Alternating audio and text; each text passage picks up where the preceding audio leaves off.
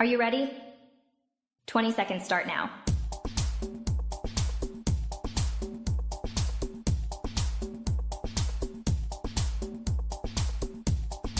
Ten seconds remaining. 5, 4, 3, 2, 1.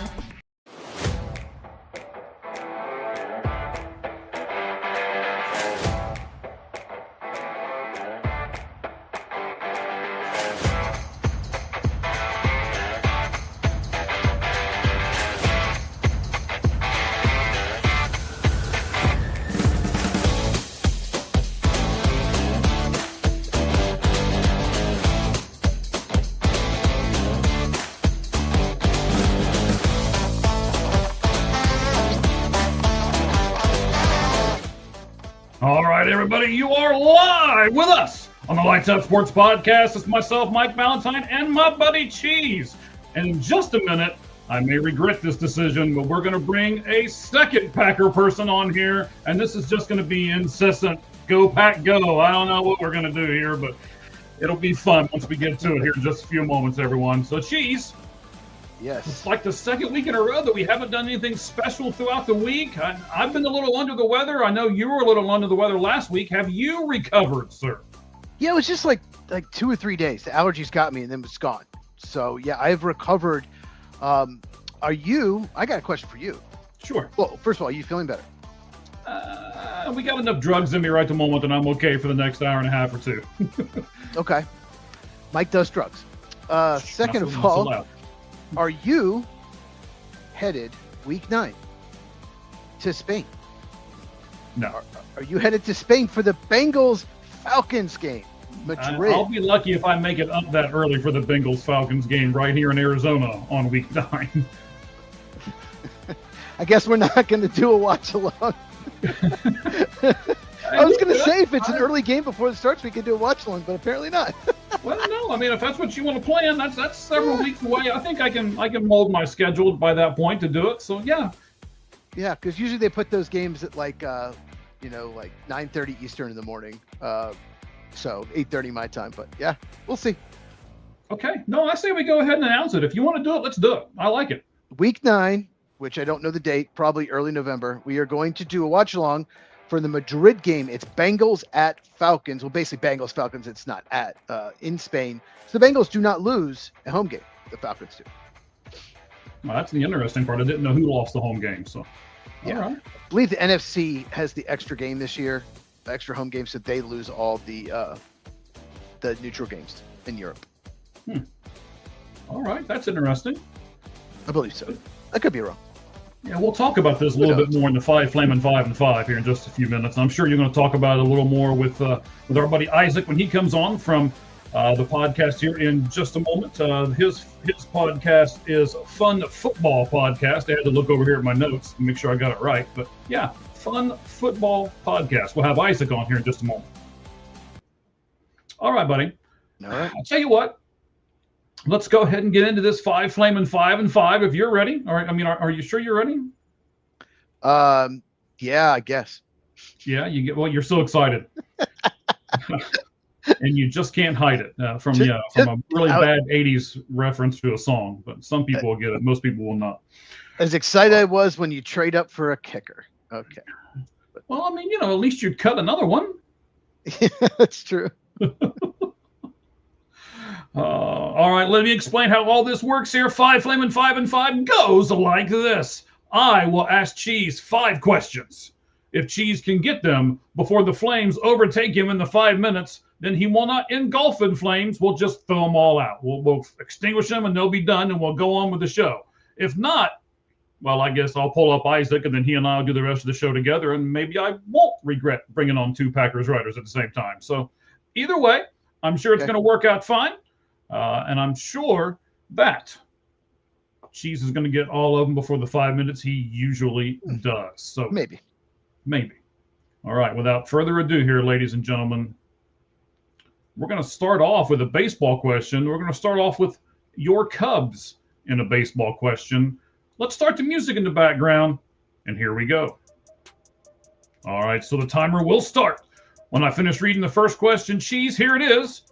The Chicago Cubs have multiple businesses that have seats on top of them where fans can watch Wrigley Field from them. Now, Cubs management doesn't like it, and they've got an ongoing court battle that took another turn this past Friday. So, Cheese, do the Cubs have a beef with all of these places that have the seats on top where people can watch the game from there? Oh yeah, this has been going on for a long time. So people do not know there's it's basically in the north side of Chicago, Wrigley Field. It's downtown.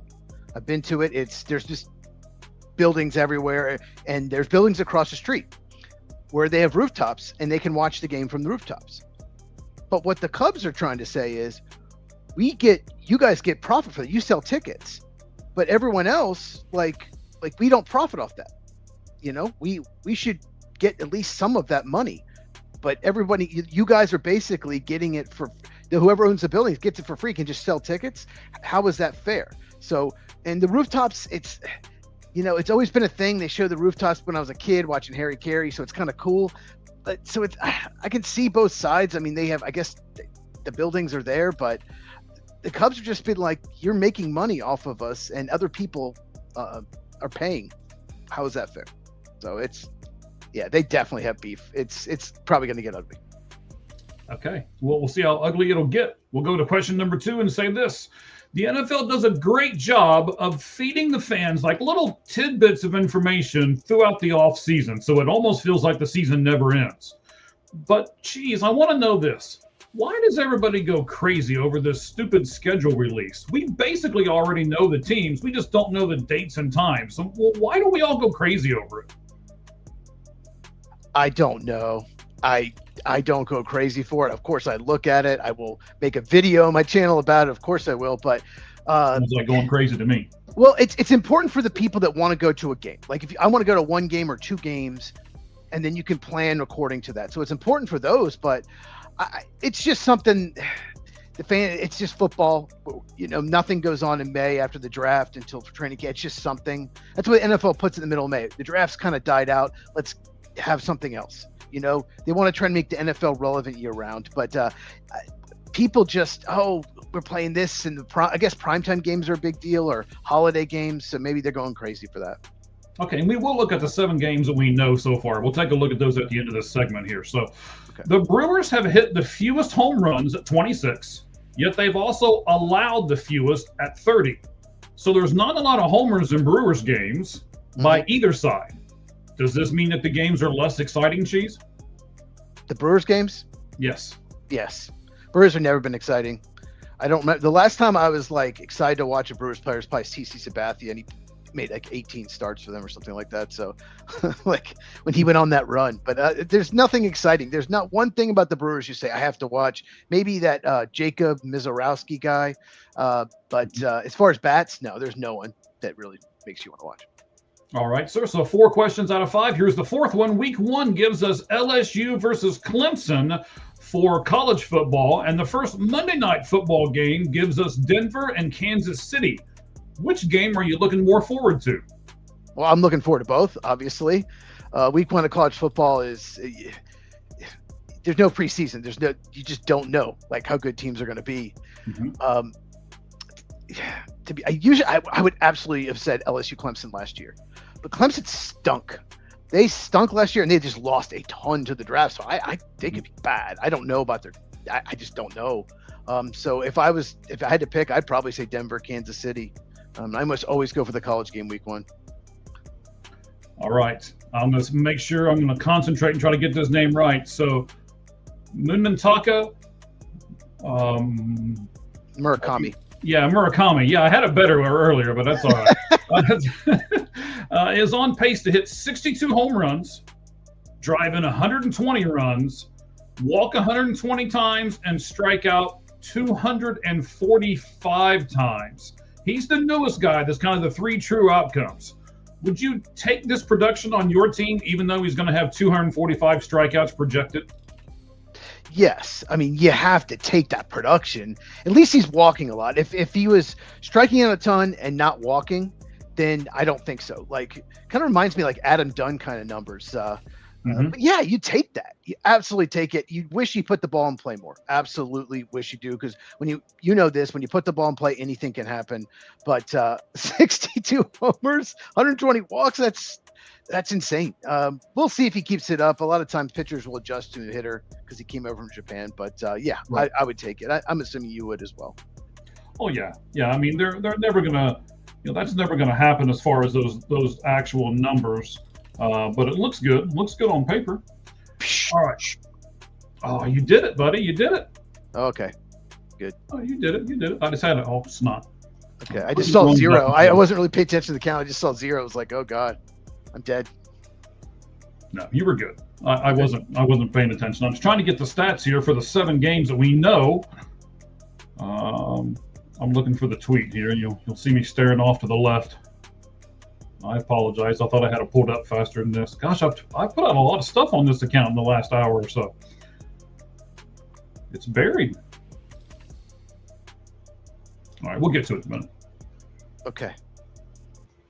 So before we do all that, buddy, there's a question I'm going to ask you here at the end. The bonus question is this, and then we'll bring in our buddy Isaac here.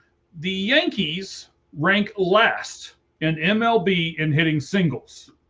You got to follow me with this logic here for a second. The Braves, or your Braves, have the best record in the MLB and lead Major League Baseball in singles. The Okay. Rays have the best record in the AL, Mhm. and they lead the American League in singles. Is all this a coincidence? Are singles more important than we think? Or is there a bigger story here, Cheese? I think singles are more important than you think. When you don't strike out and you put the ball in play, you're going to get more singles. And that's, obviously a home run is worth a lot more than a single, but singles more consistent.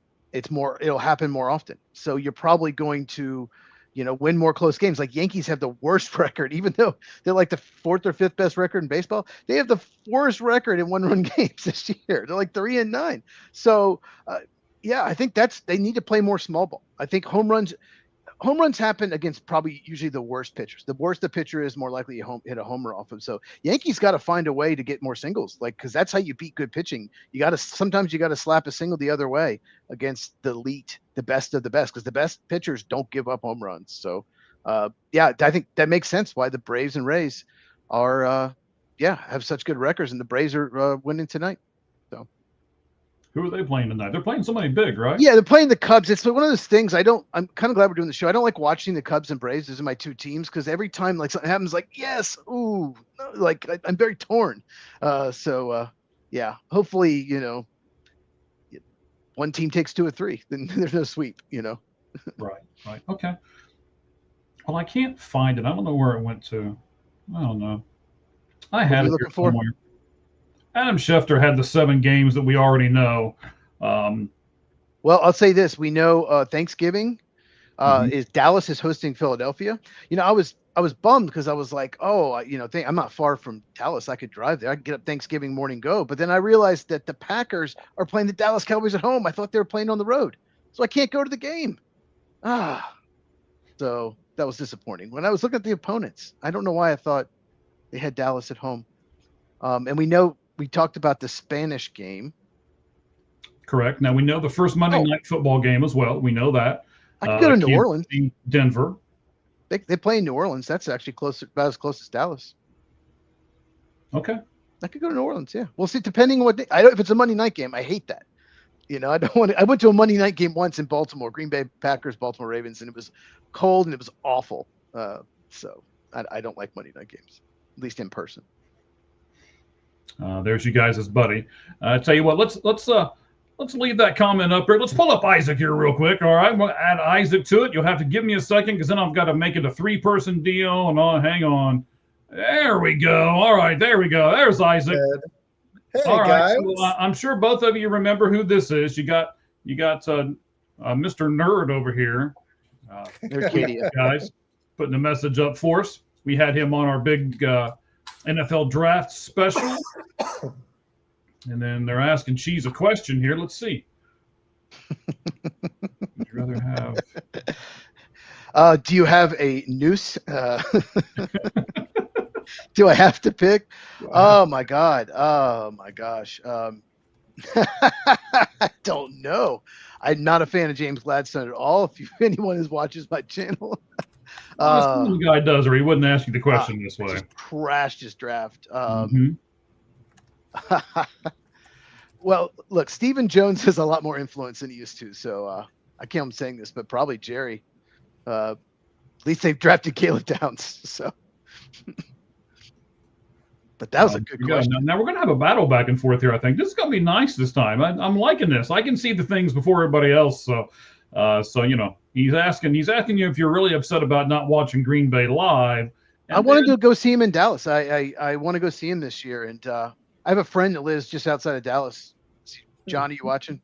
He watches sometimes, but and we could have gone to the game. And I really wanted to be Thanksgiving because I could just get up Thanksgiving morning and drive there. But so I can go to New Orleans though. This might be a first. The person who was on the show is actually tweeting the people who were not on the show. This might be a first right here. Me and him do that. He does that while we're on the show with me. We both like to multitask. He'll literally be dropping comments while, whether we're doing an interview or whatever, because me and him do a show together, and we both do this all the time. He'll drop questions in the comments before we even hit the topic. It's pretty fun. All right. Sounds good. So let's go ahead and introduce everybody, right? We got Cheese in the middle. Nobody cares who I am. And then we got Isaac over here. He is our guest host today. He is also a Packers fan. Isaac, tell us where people can find you at, buddy. You can find me on Twitter. I'm probably switching the show to Wednesday nights. We actually got a show tomorrow. But you can find me on Wednesdays around 9 p.m. Eastern. And with Nerdcadia, he's my co-host. You can find me on Twitter. I make daily posts on there. Facebook, Instagram, YouTube, all on Fun Football Podcast or handle Fun Football Pod. But I make daily posts. I talked about the Cowboys today. I just dropped a short. I just do random stuff. Fantasy football, Packers. He's a Bears fan, unfortunately, so we have to talk about them sometimes too. They actually were relevant for the first time in like 10 years, this last season. So, and unfortunately that playoff game happened. We'll talk about it. But yeah, it's been a fun off season. It's been a little weird as a Packer fan because we didn't have a first round pick. But yeah, we'll get into it. All right, so I'm gonna spring something on the two of you that I didn't tell either one of you was coming. So we're gonna do a little bit of trivia kind of thing. Then I'll put the top 10 on the screen with us because now the old man over here is learning how to put pictures up on the screen while we do everything. He's all proud of himself, so he's got to do it 4 or 5 times a podcast now. So I'll give you guys a second or two to think about it. Over the last 10 seasons, okay, who has the most receiving yards in the NFL? Top 10. Last 10 seasons, most receiving yards. I'll let each of you take a guess. I'll tell you where that guess falls on the top 10, if it does, and then I'll show you the top 10. And you may be surprised by somebody on this list. I'll just give you that. That's a terrible picture, by the way, Isaac. You look like a Pez dispenser.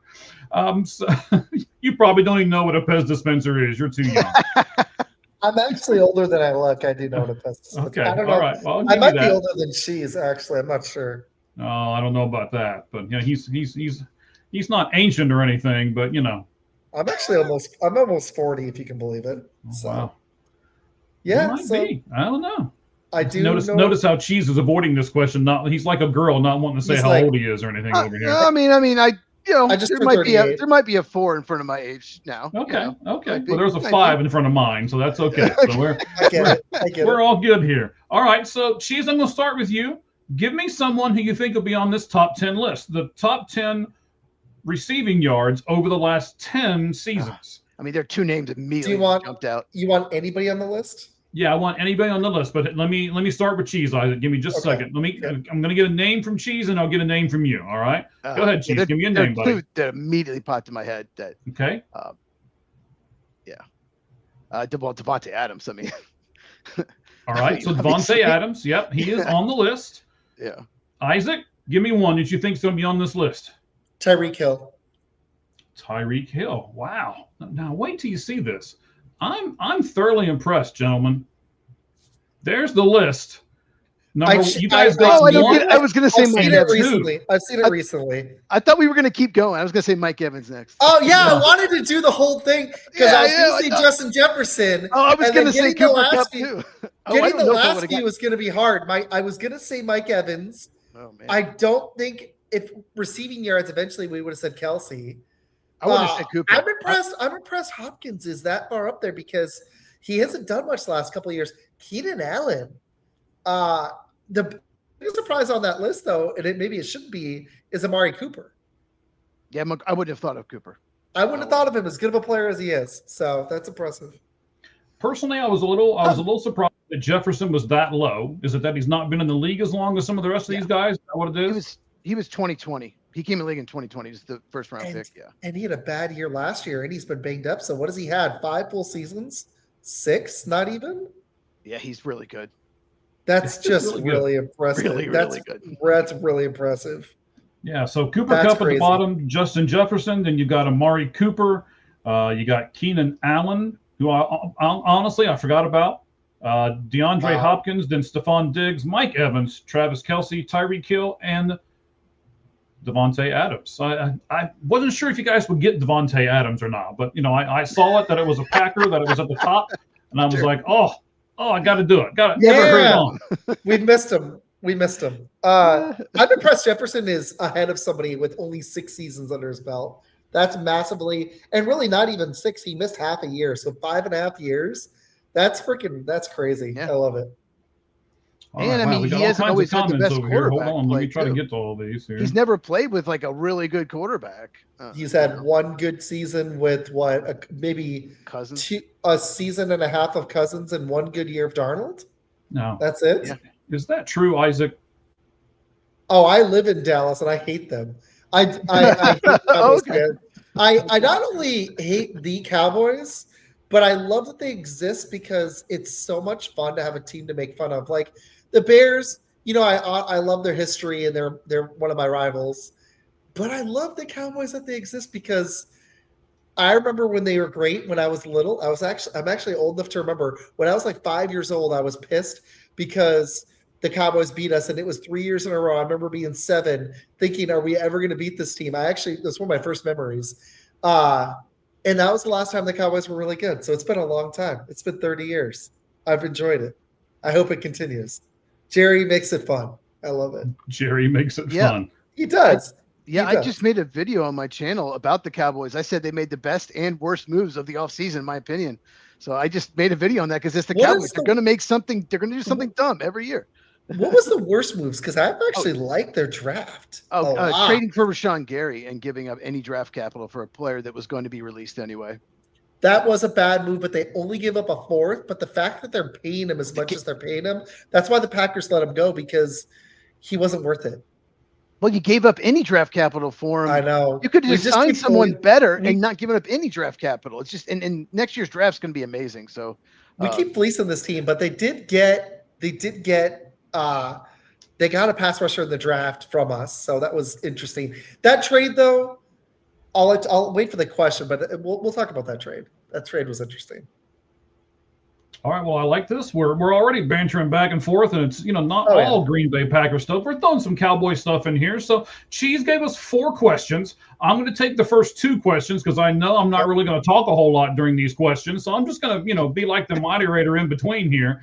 I'll ask the first 2, and then I'll give the last 2 to Cheese. So here we go with the first question. The Packers have been the 7th seed 3 straight seasons with only 1 playoff win in that stretch.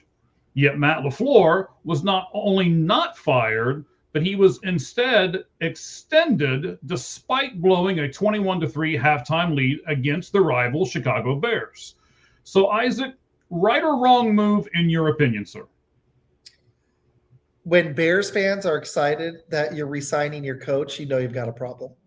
And there's one in the chat right now, and he's not the only one. I know of 3 or 4 personally, and I guarantee you more Bears fans were excited. When they're excited that we're re-signing a coach, you know it's not the right guy. When he looks terrified in the 3rd quarter up, yeah, Matt LaFleur. You could put. I'm seeing Med's comment, Nerdcadia. This guy is a solid coach. He knows how to get you to the playoffs. I do not believe if our aspirations are Super Bowls, which, to be honest, when you go for Micah Parsons and you've got a talented squad, your aspirations should be Super Bowl. Early in the season, we were pretty darn good before he got hurt. Uh, he's not the guy. He's just not. He's good, but not great.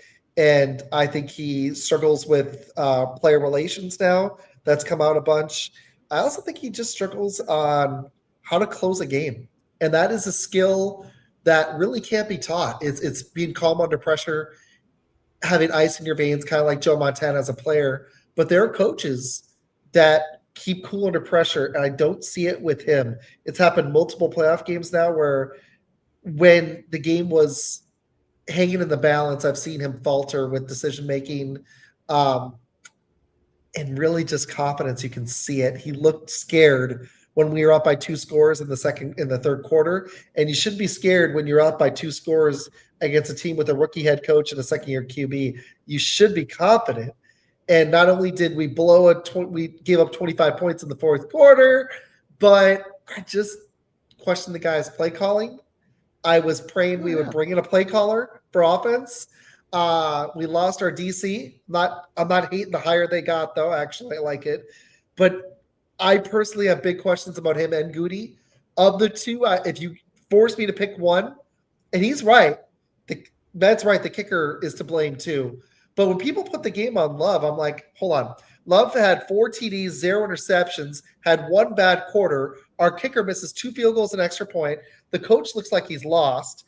I put on those 2 guys first, and then I put on the GM for some of the way he team builds. But I don't think there's any reason you should have brought LaFleur back, and then they extended him. I think it's a mistake. I'm tired of being the 7th seed. We're the Green Bay Packers. I want championships, and I don't see it with him. I just don't. Until we get to a conference championship game or the Super Bowl, I'm not going to believe it. So I would have let him go personally. All right. So, Cheese, you put the second part of this question out there, with general manager Brian Gutekunst was also retained and given a contract extension despite struggling with first-round picks since Jordan Love back in 2020. So I'm going to give you both parts of the question, Cheese, even though I already know these answers. Was it right or wrong for them to bring back LaFleur, and was it right or wrong for them to bring back Gutekunst? Well, obviously, if you're regular to the show, you know I think Matt LaFleur is awful. I think he's one of the worst coaches in the NFL. He's not just scared; he's too conservative. Yeah, he's scared. He plays not to lose and always seems to.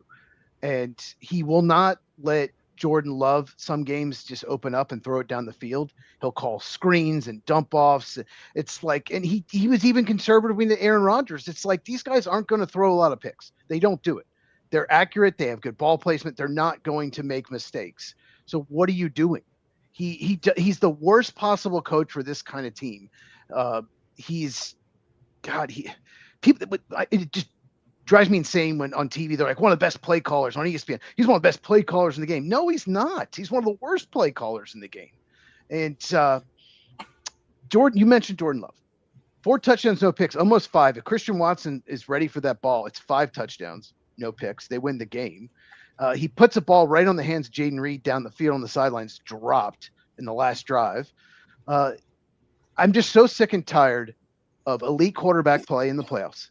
Aaron Rodgers, Jordan Love plays elite in the playoff game, and they still lose because of coaching, defense, and special teams.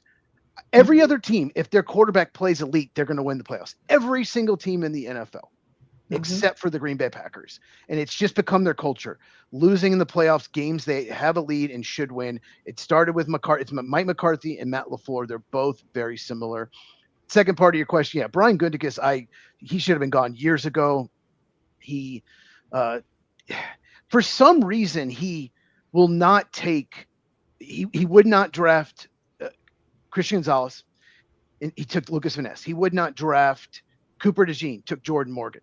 Every single casual fan, not even someone who is a regular follower of the draft, watch college football, those players are much better. Maybe because they're corners. You won't take a corner in the first round after missing on Eric Stokes. I don't know. But those are no-brainer picks that any idiot could make. And he reaches for Lucas Van Ness and Jordan Morgan two players that really weren't that great in college that have really good athletic traits, but they're not great football players. So after that, he should have been gone years ago. But Ed Policy and them, the three of them are drinking buddies, so they're going to get extensions. There's no owner to hold them accountable. So I think Goody's a little better than the floor, but that's not saying much.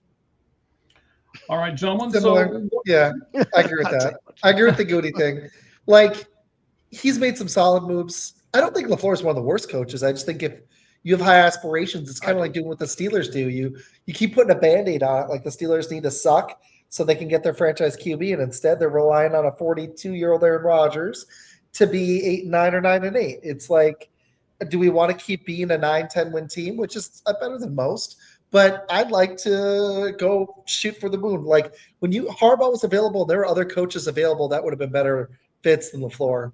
And Kevin Stefanski would have been better. I would have Mike that, McDaniel. actually. I really wanted Mike McDaniel. There's so many better coaches. I don't know about him. Look, he won 7 games with that Dolphin roster. He should have won Coach of the Year. Should be in the Hall of Fame for winning 7 games with that Dolphin roster. I don't know if I could do McDaniel, man.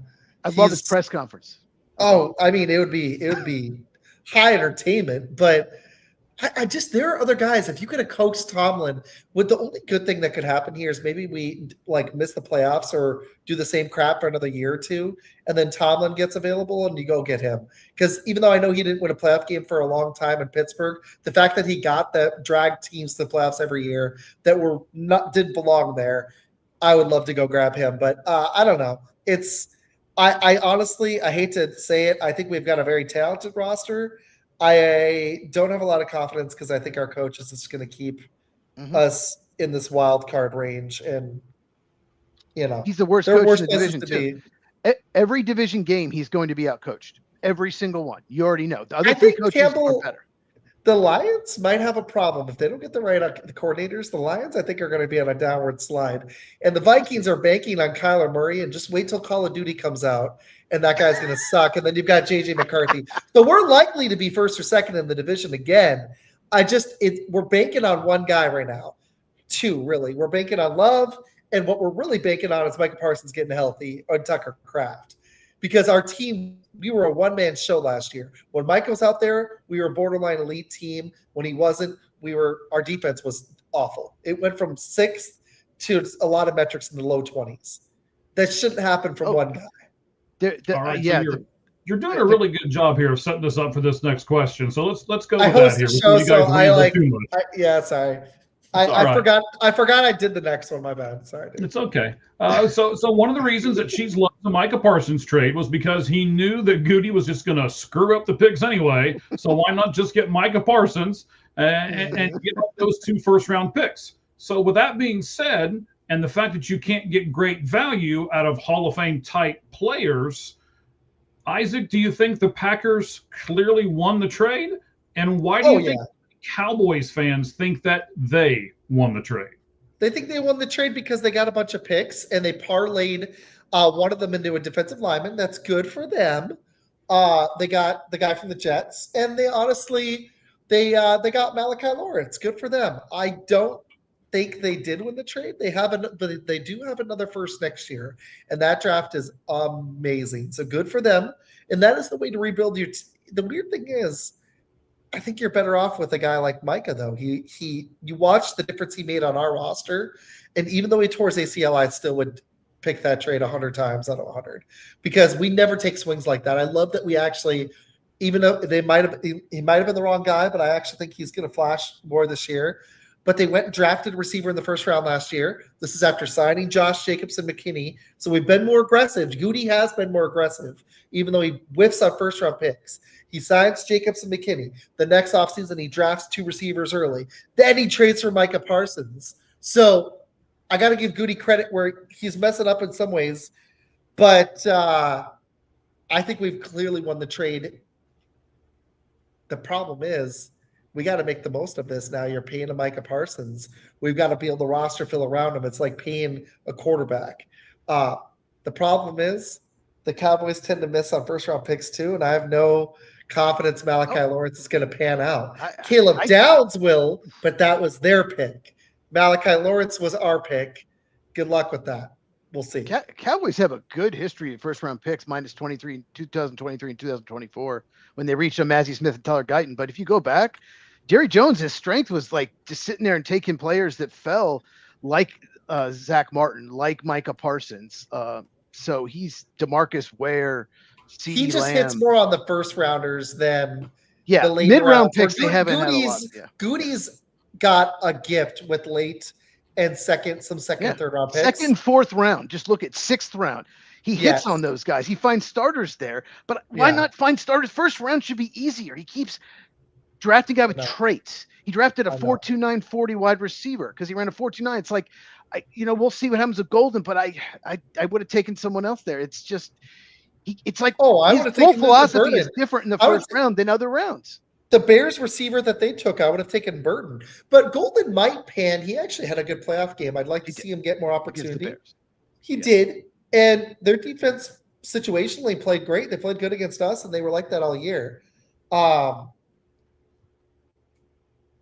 so let's go with the joke here, right? Med just can't help himself.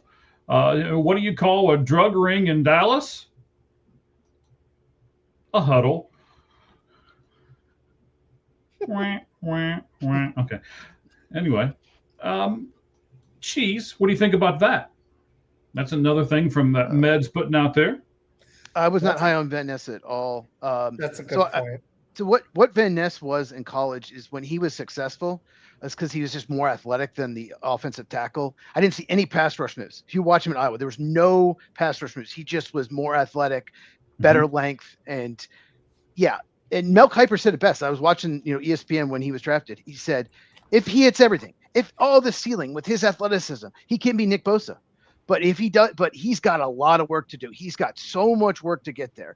And Goody keeps taking players like that, like the guys that just, if everything works out, he has super high ceiling. It worked for a while with Rashawn Gary. It did. But most of those players that have high upside but have a long way to go, most of those bust. So you shouldn't use a first round pick, fourth round pick, fifth round pick, a guy with a super high ceiling hasn't put together. That's fine. Do it. But first round, you should draft like the Tampa Bay Buccaneers. You should draft like the Baltimore Ravens. We're going to take the best player on the board, the real productive college players. And Goody, for some reason, he changes his philosophy in the first round and takes traits and will pass on Jackson Smith and Jigba and Christian Gonzalez, two players I wanted. They were perfect fits, and just, Lucas Van Ness. But look at his combine. Look at how he does with a t-shirt and shorts. He's amazing, and it's crazy. I can look good in a t-shirt and shorts. And I really like the Brandon Cisse pick. It doesn't mean I should be out there trying to sack people. Van Ness has 8.5 sacks in 3 years. So maybe we should draft on some college production for once. And then picked up his option. And then they picked up his option. But no, I really like the Brandon Cisse pick. No, that one, he's raw, but I actually can see it. Even though he's shorter, he's physical. And if they can coach him up a little, I can actually see that one. But that's a second round pick again. It ain't a first. This isn't, you just said it's not rocket science. Jordan Morgan's available. You know who else is available? You said it, Cooper DeJean. Come on. No brainer. Come on. What a perfect fit he would have been. Oh my God. And then he gets his rookie year, gets a pick 6 in the Super Bowl. It's just like we could have had that guy. Yeah. Damn, dude. This is not tough stuff, dude. Like you said it. There were so many other players available. It's not like he's whiffed on every single pick, but oh God.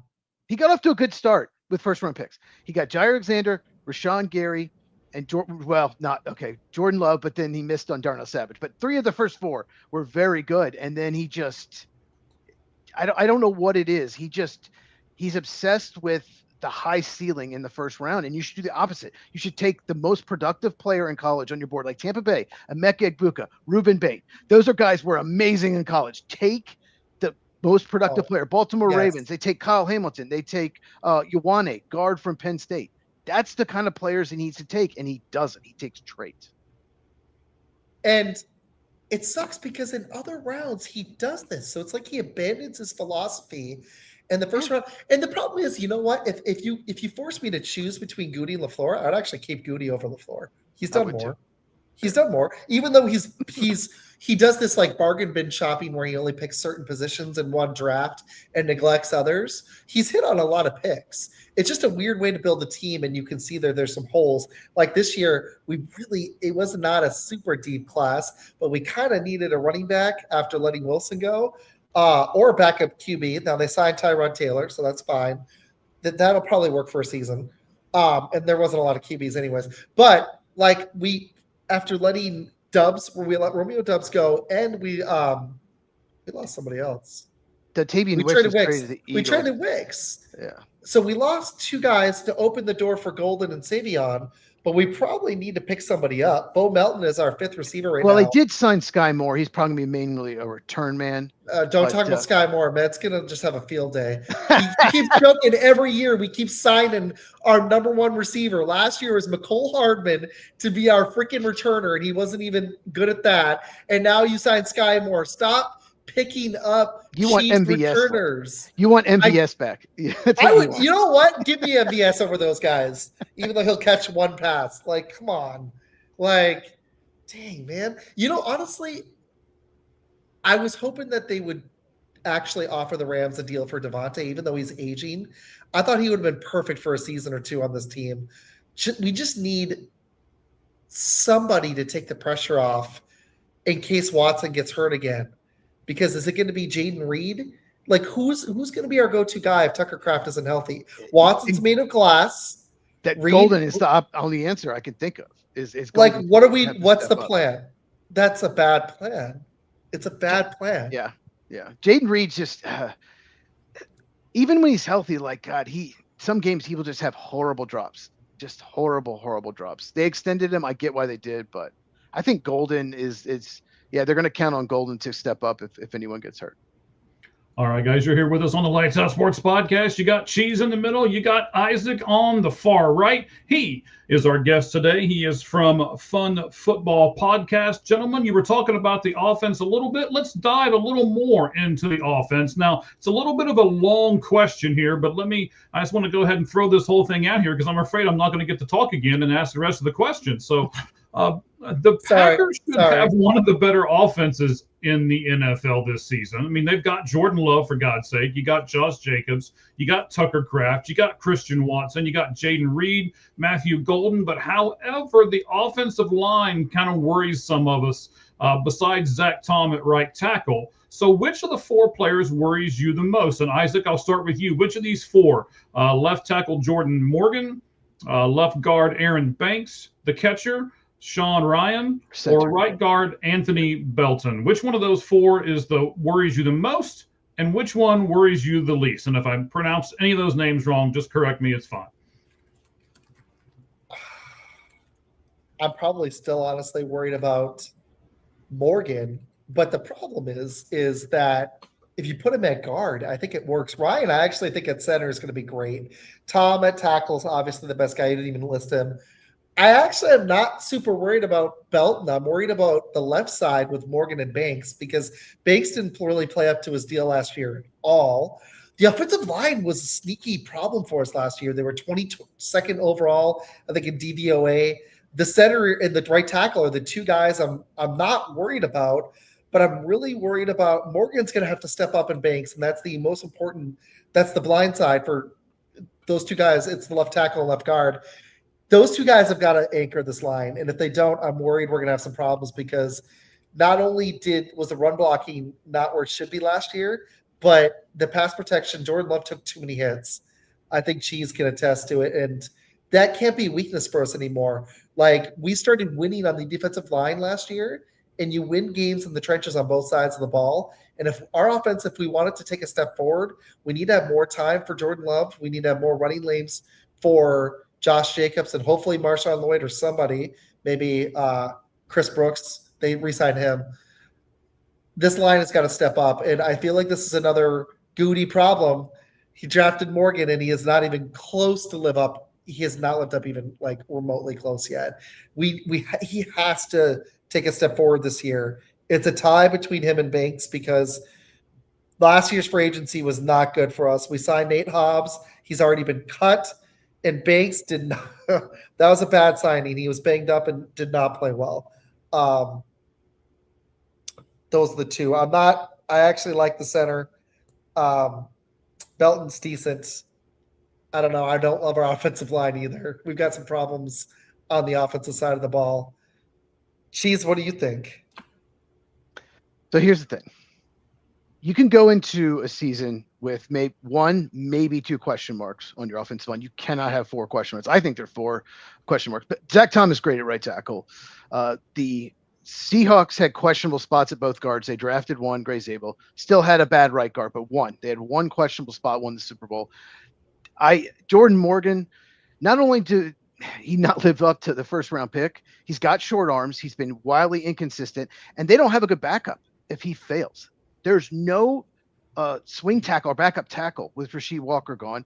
Aaron Banks, he sucked last year. He wasn't just a bad free agent signing overpaid. He sucked. He was like playing like a 6th or 7th round pick. He was terrible. I don't think Sean Ryan's a very good center at all. You just kind of like him. I mean, I guess he is the 2nd best offensive lineman. That's sad.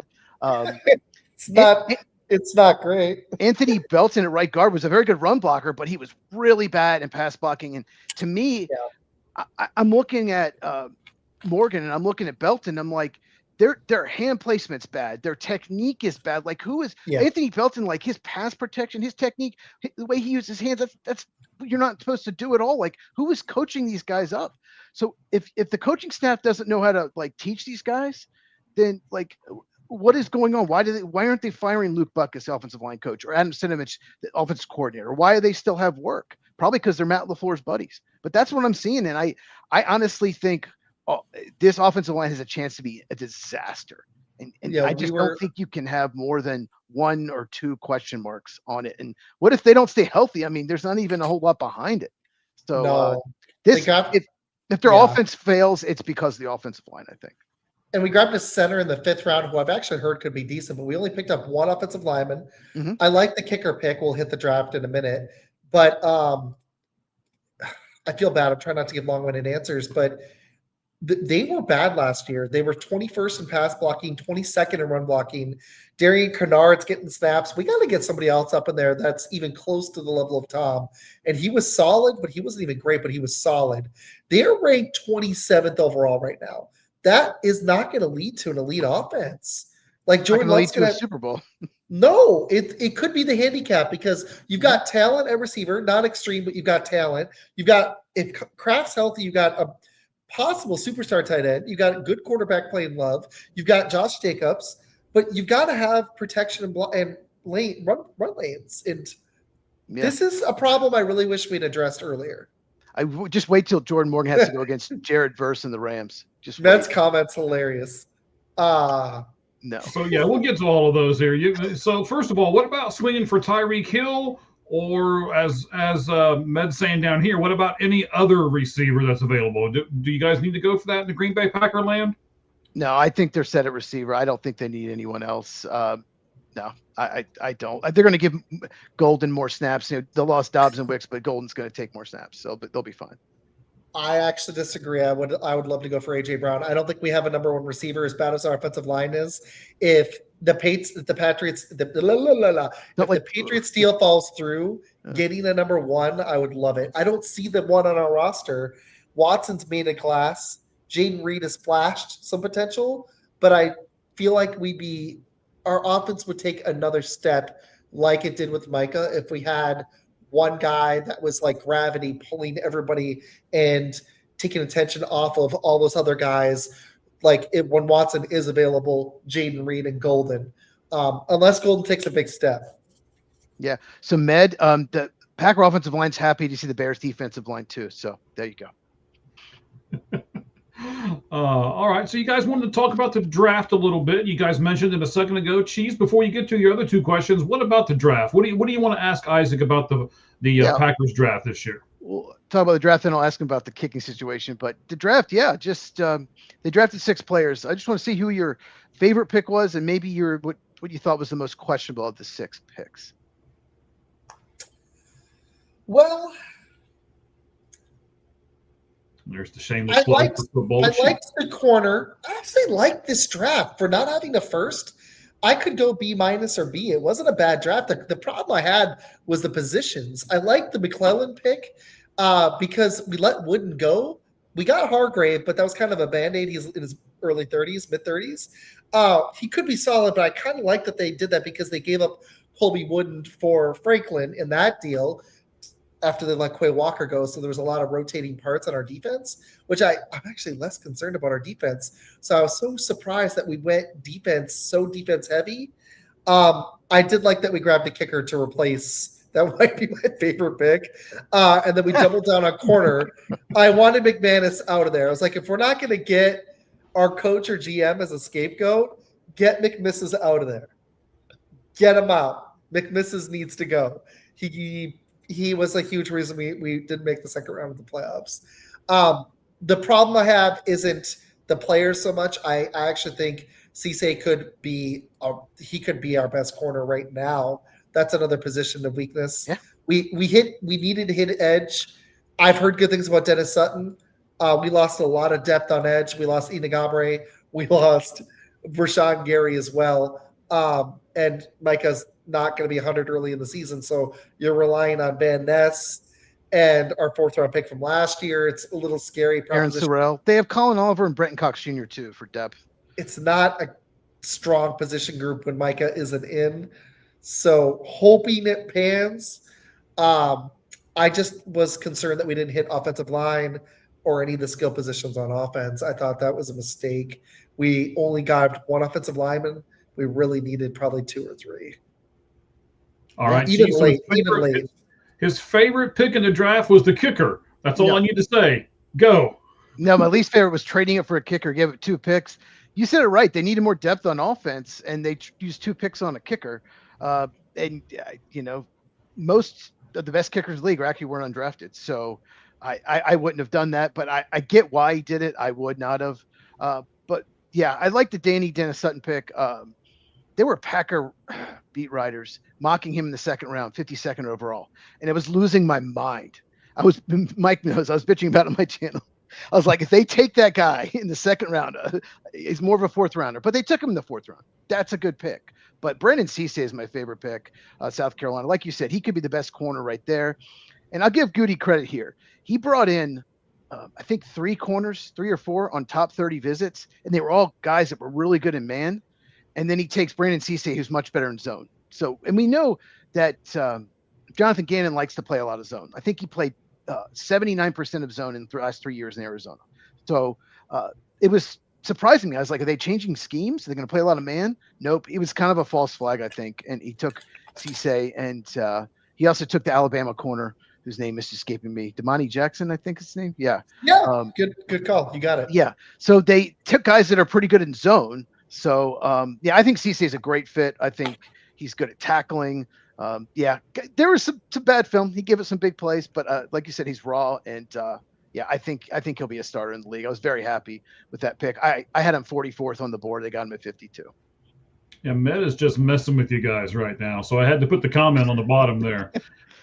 He's just toying with you guys. So speaking of toying with people, let's do it this way. I know you guys got 2 more questions to go to, but let me give our fans a little bit of what we're going to get to here after this Packers conversation is done here. We're going to talk about Bobby Cox, the late Bobby Cox. We'll give him his flowers here at the beginning of our MLB 4-pitch talk. We'll also do a spotlight on a player from the National League and the American League. We'll talk about the Rays, the Reds, and we'll talk about Cal Raleigh before this show is over. So you can look forward to all of those things right after we're done here with our Packers talk. Cheese in the middle, Isaac on the outside from the Fun Football Podcast. Go ahead, Cheese. Give us your 3rd question. Well, just real quick, you want to talk about the kicker. They cut McManus. They trade up for Trey Smack. You said you wanted McManus gone. I mean, they lost. How many points did they lose by in the Bears game? I can't even remember now, 4 or 5. He left 7 points on the table. He missed 2 field goals, 1 extra point, including a field goal right before halftime. So you just They lost by 4. They lost by 4. And he left 7 points on the board. Yeah, you were just ready for a change. Yeah, I think he knew it was coming. I'm just surprised they didn't do it like right after the draft. Okay, Yeah. So we're going to talk quarterbacks now, specifically Jordan Love versus Caleb Williams.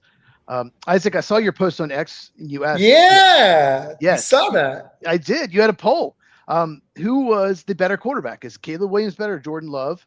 Last I looked, Caleb Williams is actually leading the poll because look. clearly people are stupid. 64 to 36. I'm kind of sad. Let me give you 64%. some stats, okay? Yep. EPA per play, which is expected points added. Love was second in the NFL. Caleb Williams is 17th. Completion percentage, Love 66.3%, Williams 58.1, and 58.1, and that's with a higher yards per attempt. So Love throws the ball down the field more, 7.70 for Love. That's yards per attempt. Williams was 6.94. So Love throws it down the field more and still at a higher completion percentage. There's more. CPOE, which is completion percentage over expected. Love was third with 5.5% over expected. Caleb Williams was 19th, negative 3.5 over expected. NFL quarterback war, wins above replacement. Love was third, only behind Matt Stafford and Dak Prescott. Caleb Williams was 14th. Okay, so I'm going to ask you now why people are voting in the poll the way they did. I'm going to give you some possibilities. You tell me if you agree with any of them. Is there another one I didn't point out? Are Bears fans flipping the poll? Is the media acting like Caleb Williams is better than he is?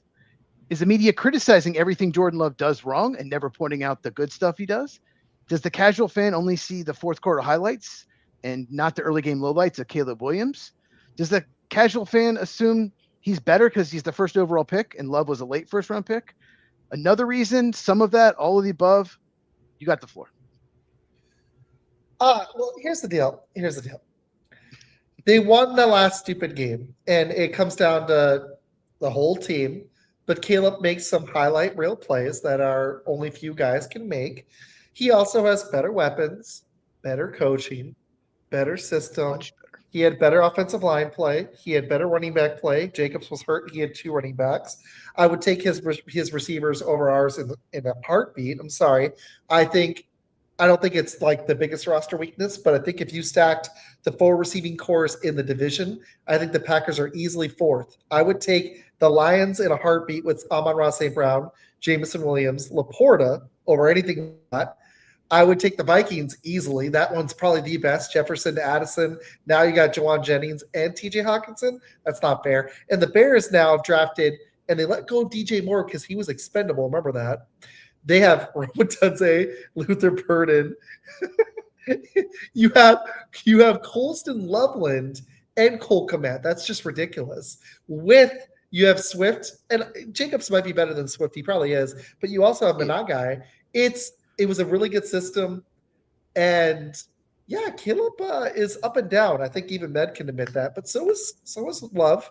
I think it's close. I think Caleb may have more potential, but I would love to see Love flip those guys. I would love to see what Love does with those weapons, with that blocking, with the coaching. I don't even think it's a game. I don't. I do think Love is the better quarterback right now. I think Caleb, if he hits his ceiling, it's going to be the best quarterback play the Bears have had in a long time. It already might be as inconsistent as he is down the field. He'll throw a dime and then he'll throw one out of bounds. The one thing that bothers me with Love is he gets complacent. And he does with the lead. And that's why I don't want to see him and LaFleur together anymore.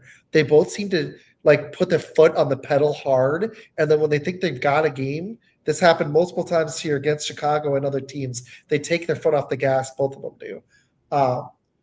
And I think with Caleb, you saw some absurd plays in the Rams game as well the next week.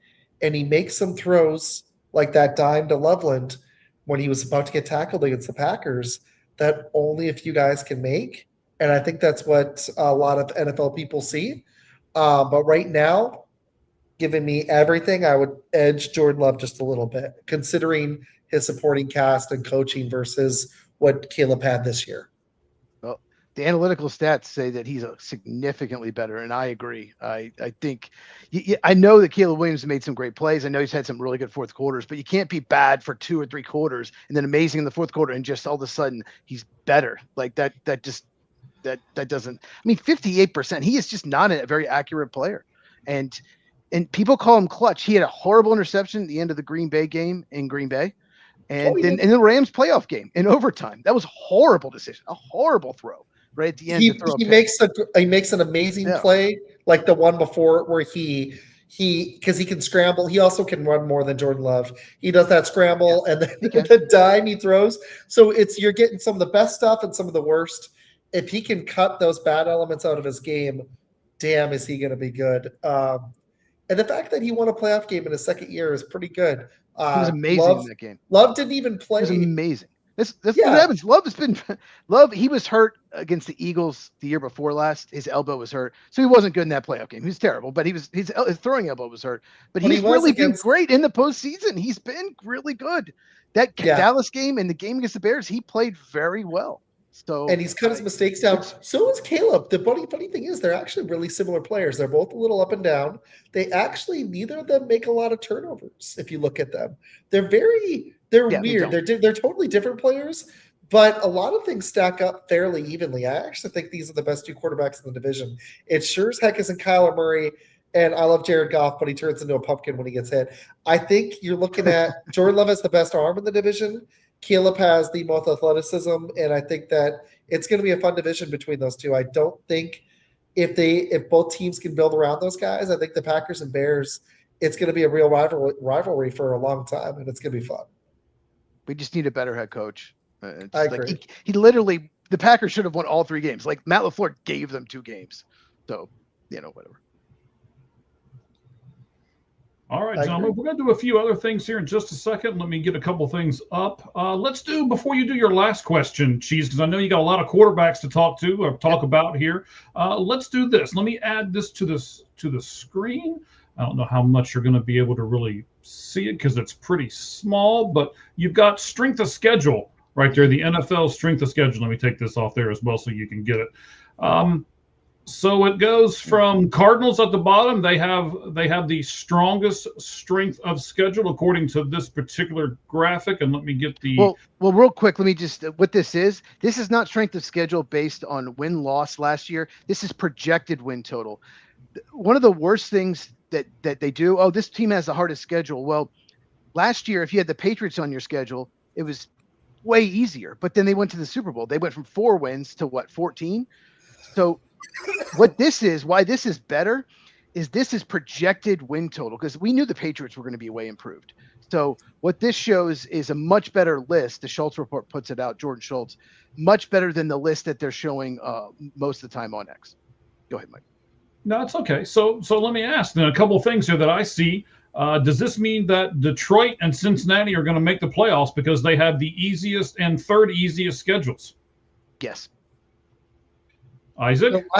The Lions might because They will. well, it depends on their coordinator play and that defense because they're still going to play the Packers and Bears. And if the Vikings quarterback plays better, this division's going to be tough. The Saints are a really interesting team. I kind of like them with Shuck. And they've got Kellen Moore is at least a really good offensive mind. That's going to be an interesting team. The Bengals, that division is weird. I could see 2 of those 3 making the playoffs, actually. I think you'll get one from the AFC and one from the NFC. All right. I'll just say So this then- about the Lions. Yeah. They're scheduled. They're playing a last place schedule. They've been playing a first place schedule for years. They are. They underachieved at 9-8. They're better than that. They still have a really good roster. They do. I if I was predicting right now, I predict them to win the division. I absolutely would, because you just still look at the roster; they're loaded. The interior offensive line's a question mark, but other than that, yeah, The I defense think seems to always get hurt and underperform is my only concern. we'll see. And I really question if Campbell, I like him. I just don't know if that arrow is going to keep pointing up. I'm wondering if that little window where we thought they might be a Super Bowl team is already closed.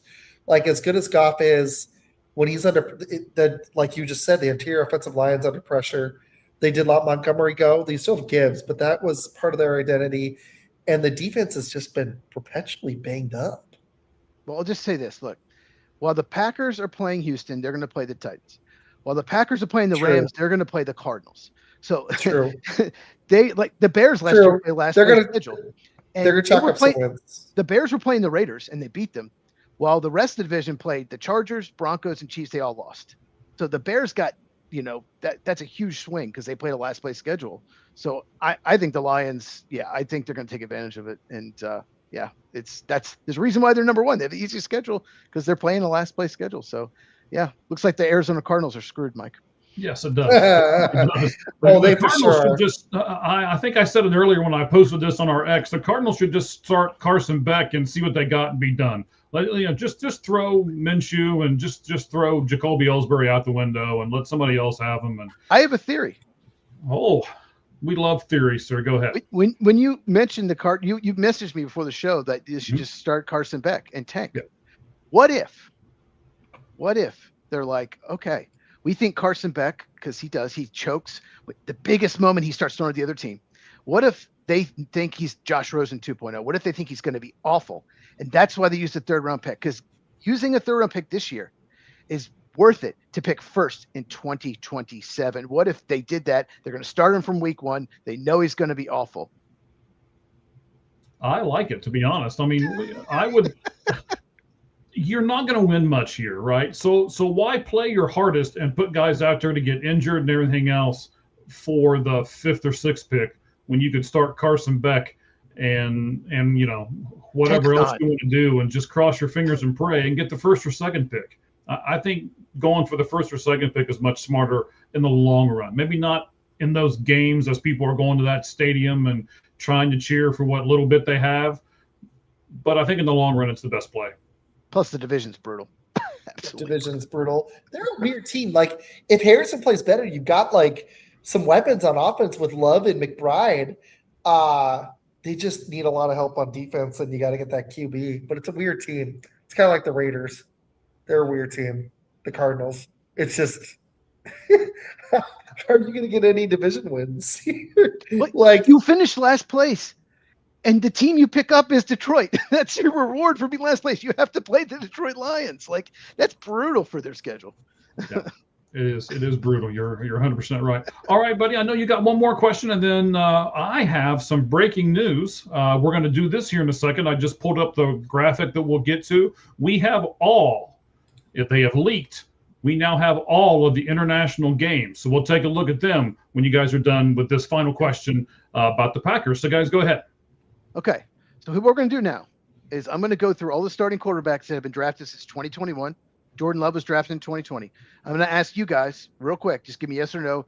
Would you take him over Love? Now, one more thing to consider. We're throwing out contracts. So if they're on a rookie contract and they're cheap, that doesn't count. So it's just you want this to be your franchise quarterback. Pretend like Love's not, Love's making $55 million a year. So that doesn't count. Just would you take this quarterback over Jordan Love? You guys ready? Go ahead, buddy.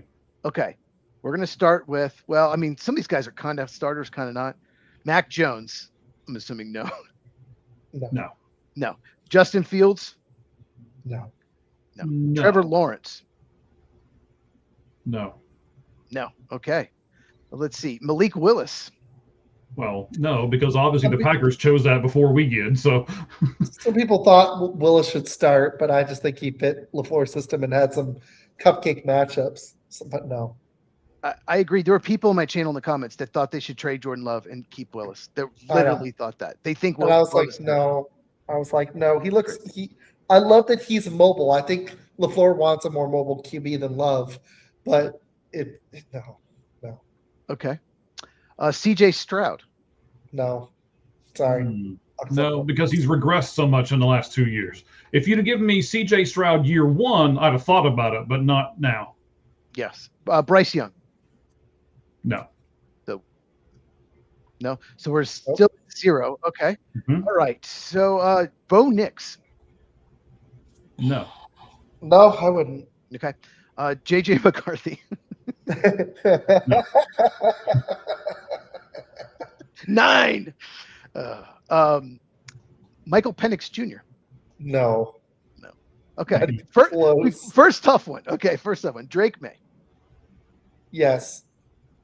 I don't think we know enough about Drake yet to make this decision, but as it is right now, no. But he may be there eventually. Here's why I'd say no, and I might have said yes, but the Super Bowl he was awful. He was awful in that Super Bowl, so he didn't really have a tough schedule. Didn't have didn't really have a tough, didn't have to play the Broncos with their quarterback with Bo Nix. So I'd still take Love over May, but you would not, Isaac? No, that Broncos D was elite, and the weather was bad, and he played the Texans and actually had a decent game, and the Seahawks defense was legit. And they did not have a ton of weapons to work with. Absolutely, he got to a Super Bowl in his second year, and it's not just QB play, but I think May has a lot of potential. I don't think it's that far off, but I definitely would pick May. It's close for me, but I would still lean Love. Okay, Jaden Daniels. Yeah, this is tough. This is an interesting one. I think I would go Love just because Daniels has been banged up and he's so light. I loved what I saw the first year, but I think I would go Love. Yeah, I think it's another CJ Stroud thing. I agree with Isaac. If you could give me year one of Daniels, yes. But since he's been in the league 2 or 3 years and has proven that he's not able to take the hits and not able to stay healthy, no. He's like 6'1", 205. It's just, most quarterbacks, franchise quarterbacks are 6'3", 6'4", 220. He's just small. Mm-hmm. So we'll see if he holds up. Caleb Williams. No. For me, no. I know a lot of Twitter thought so, but no. Okay. All right, here's a fun one. Shadur Sanders.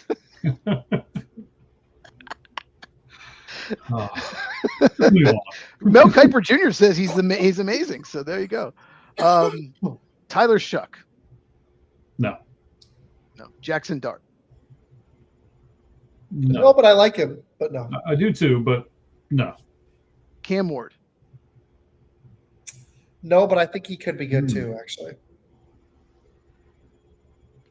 Cam's got to be more accurate, but I see tools, but he's got to be more accurate before I take him over Young.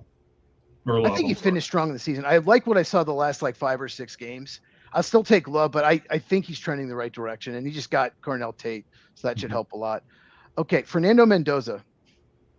No, we don't know anything yet. I would still take Love. Ty Simpson. No. Okay. Again, we don't know anything yet, and I don't think he's got the talent of Mendoza. So, -2, no. Okay.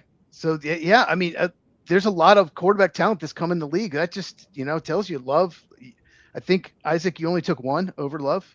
Mike, I don't think you took any. So, no. Yeah, everyone keeps saying, this quarterback talent's coming. Jordan Love's pretty darn good. Just that was kind of my point. All right, I liked it. Let's look at the international games because they have now leaked, and I had them all. So let's put them up here on the screen. Okay. So there you go. Week 3 will be Dallas and Baltimore in Rio de Janeiro in Brazil. The Week 4 matchup will be the Colts and Washington in London. 5 is the Eagles and Jaguars in London. 6 is, there's a lot of London games. 6 is Houston and Jacksonville in London. 7, the Steelers and the Saints. 9, the Bengals and the Falcons in Spain. Week 10 is going to be Packers and Detroit in Munich. That'll be a good game. That's not the Packers. That's definitely not the Packers. Oh, no, it's the Patriots. I'm sorry. Man, I'm old, okay? Well, real quick, let me just tell you about that game. The NFL wanted the Packers-Lions in that game, and the Lions refused. They want that home game against Green Bay. They don't want to make it neutral. Anyway. Interesting. I wouldn't want to give it up that way if I was them. Most of those aren't divisional matchups. The only one that is Texans Jags. Yeah. The rest of those are not divisional games. So I get it. Yeah, and then you got your last one in Mexico, San Francisco, not far from the border, against the Minnesota Vikings. So there is your slate of games. The 49ers Rams also play in Australia week 1 as well. Do they? Hang on. Yes. And the 49ers aren't happy about it because they usually have more fans in LA than the Rams. So there you go. You can't see it. Yes, you're off. They've accused the Rams of asking for the 49ers because the 49ers fans, they're everywhere. They're a national team and they show up at SoFi. So the Rams don't really have a home game. That's why the rumor is the 49ers aren't happy about that. But no, it looks like every team in the NFC is the home team except for Jaguars. I forgot the Jaguars always play 2 games in London every year. At least it's 2 in a row. You would think last year they finally actually had a decent season. I don't know how they're going to do this year. I'm not feeling too good about them, but we'll see. I think They they always overachieved, surprises. and I think their draft was awful. Yeah. I think they overachieved. I think they could drop off. Well, that's the problem with the Vikings is they had a terrible draft. Thieneman was there, and you reach for a defensive tackle. That was a Goody type move, but it was even possibly worse because Cisse was around that area on the board, and that pick makes sense. To take a reach on defensive tackle when Harrison Smith is about to retire or already, we don't even know if he's coming back. Those are the moves the Vikings couldn't afford to make. They lost too much talent on defense. I think unless Kyler Murray's awesome, I think they're sitting in the cellar of the NFC North, which is going to be a really tough division again this year, probably. If Kyler plays well, though, that offense could be amazing. That offense could be So, great. Watch. He plays 6 good games and fades by week 9 or 10. That's my prediction. I'm serious. I think James Mike? starts the stretch run Has he ever done that before, Mike? Yes, he's done that a few times. every single year. I used to live in Arizona and I'm moving back, and that is Kyler Murray every single Come on. year. He not only physically can't he hold up, mentally the guy can't withstand it. And there's a reason the Cardinals were willing to eat his contract, and Cardinals fans are excited about it. I have several that are excited they cut Kyler Murray because he's been so disappointing. He Well, I should be an wasn't one Oakland of Athletic or a Las Vegas Athletic. He should be on the Athletics. They drafted him pretty high. It's true. They did. But I wasn't really happy about them cutting him per se. I thought they should have given him another year. But here's what I think the big problem is with Murray. Murray has won everywhere he went. And now he's faced some adversity. The NFL is not as easy as he thought it was going to be. And he's crying and he doesn't understand. Why can't I win here? Why can I just outrun everybody? Why can't I just throw on the run and people not get in the way of the football? And it's the NFL is you look at Kyler Murray and you can tell, right off the bat that the NFL is a much bigger and better league than anything in college football. And I love college football, but the NFL is the elite of the elite. Yeah, I mean, I can't possibly imagine JJ McCarthy wins that job. So the Minnesota Vikings season will have a lot to do with how successful Kyler Murray does. So yeah, Absolutely. It will be interesting. This I mean, he is gonna be a does fun have season. Jefferson. Now he's got Jennings. So it's not like they don't have weapons. Jordan Addison, yeah, and Mhm. TJ Hawkinson, Aaron Jones. That's they have a good offensive line if they stay healthy. The offensive line hadn't stayed healthy the last couple of years. If they're healthy, it's a good group. That's been their biggest problem. It's like you talk about the Lions defense not staying healthy. The Vikings offensive line has collapsed when they started having injuries. So that's been an issue too. Correct. All right, guys, I think we're done with our Packers stuff. Hey, Isaac, thank you very much for coming on with us. Plug your stuff one more time, buddy. Where can our fans find you? You guys can find me on all the socials at Fun Football Pod or Fun Football Podcast, Twitter, Instagram, Facebook, YouTube, TikTok. I make shorts every few days. I make posts on Twitter daily, live shows pretty much every week. I'm probably moving to Wednesdays permanently. But you can see me tomorrow night at 9:30. Well, sorry, I apologize. 8:30 p.m. Eastern with Med Nerdcadia and Mike Essen. We're going to be doing a top 10. This is fun. The top 10, your top 10 players of the 1990s. That's our show tomorrow. Barry Sanders. You'll be on there for sure. Brett Reggie Favre will White. be on there. Brett Oh, Favre will Reggie- be on there. I don't think any Bears are going to make that list because the Bears kind of sucked in the 90s. So Reggie yeah. White's got to be on there too. Absolutely. Absolutely. Ooh, there's a So- lot of good players in the 90s. I know. And guys that played part of the 90s, like Ronnie Lott, but were really played more in the 80s, or Lawrence Taylor. He won a Super Bowl, but he really mostly played in the 80s. So like Chris Carter, does he belong on there? Jerry Rice John had Elway. an amazing 90s. Elway on the NFL's all-decade team was actually first over Brett Favre, even though he had 3 MVPs, because Elway won 2 Super Two Bowls. Super Bowls. Yeah. And Aikman, everybody knows, didn't drive that team. Elway was huge. Terrell Davis. You got some running backs, Evan Smith, obviously. Thurman Thomas. You got some awesome players from the 90s. I don't know if I could come up with 10. I probably know. had to count at 25. Right? It's going to be fun. I'm excited. All right. Well, that sounds great. We appreciate it. We will tune in tomorrow. And you said, what time is it tomorrow, Eastern Standard? 8:30. 8:30. Deion All right. Sanders. They just don't know another Deion Sanders. Man, Deion was Exactly. Got to put some Derek defensive players on Thomas. there. Derek Thomas was so good. Okay. Dude, seriously, there's so many. So So many. John Randall, there's so many. But Yeah. hey, Mike, sorry I stepped on the questions. I had a blast, seriously. That's No, fun. you're good. You didn't step on anything. You're No, fine. you- You didn't- and even Out if of you luck. did, you're not supposed to admit it on air, sir. Don't remember? It's live. We can't edit that. You know what's funny is I kind of just went into them forgetting that was the question, like the last two. I just was going. And that's what we like, man. Give our opinions, share them with our crowd, let them comment.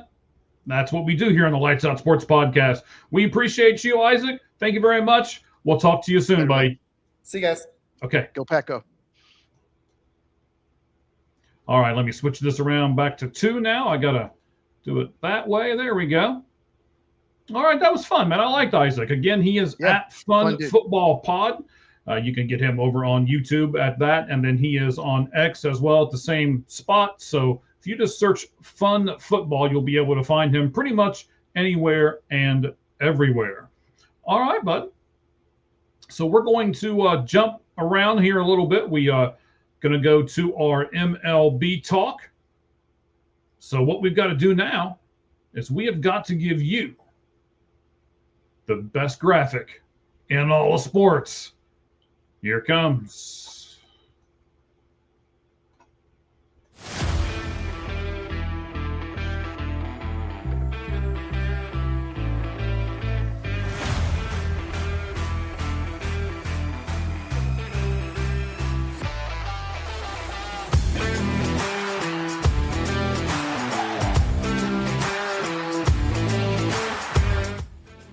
All right, buddy, there it is. Like we'd like to call it, the best graphic in all of sports.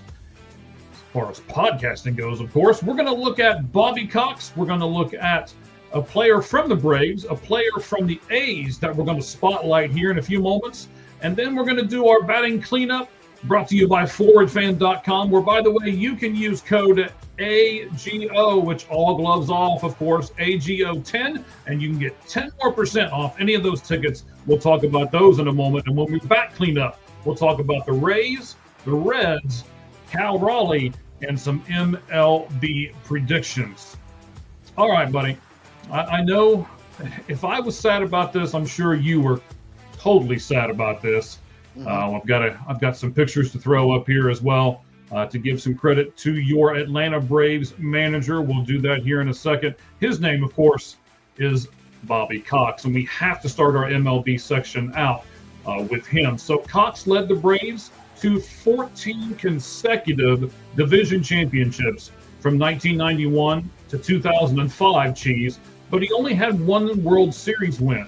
My question to you is not trying to insult him whatsoever, but how can you be dominant like that, 14 consecutive division championships, yet only have one World Series, Cheese? I mean, he won a World Series. It's You could look at it that way, absolutely. I mean, he won a World Series. I mean, it's tough to win the postseason. I mean, there were some years they absolutely should have won, a couple that they didn't. Yeah, I mean, but they did win. They did win. So I know a lot of people say that, well, they only won one. Well, they did win one. And some people saying that was like, well, I mean, a lot of teams didn't. Only one team can win every year. But he was great.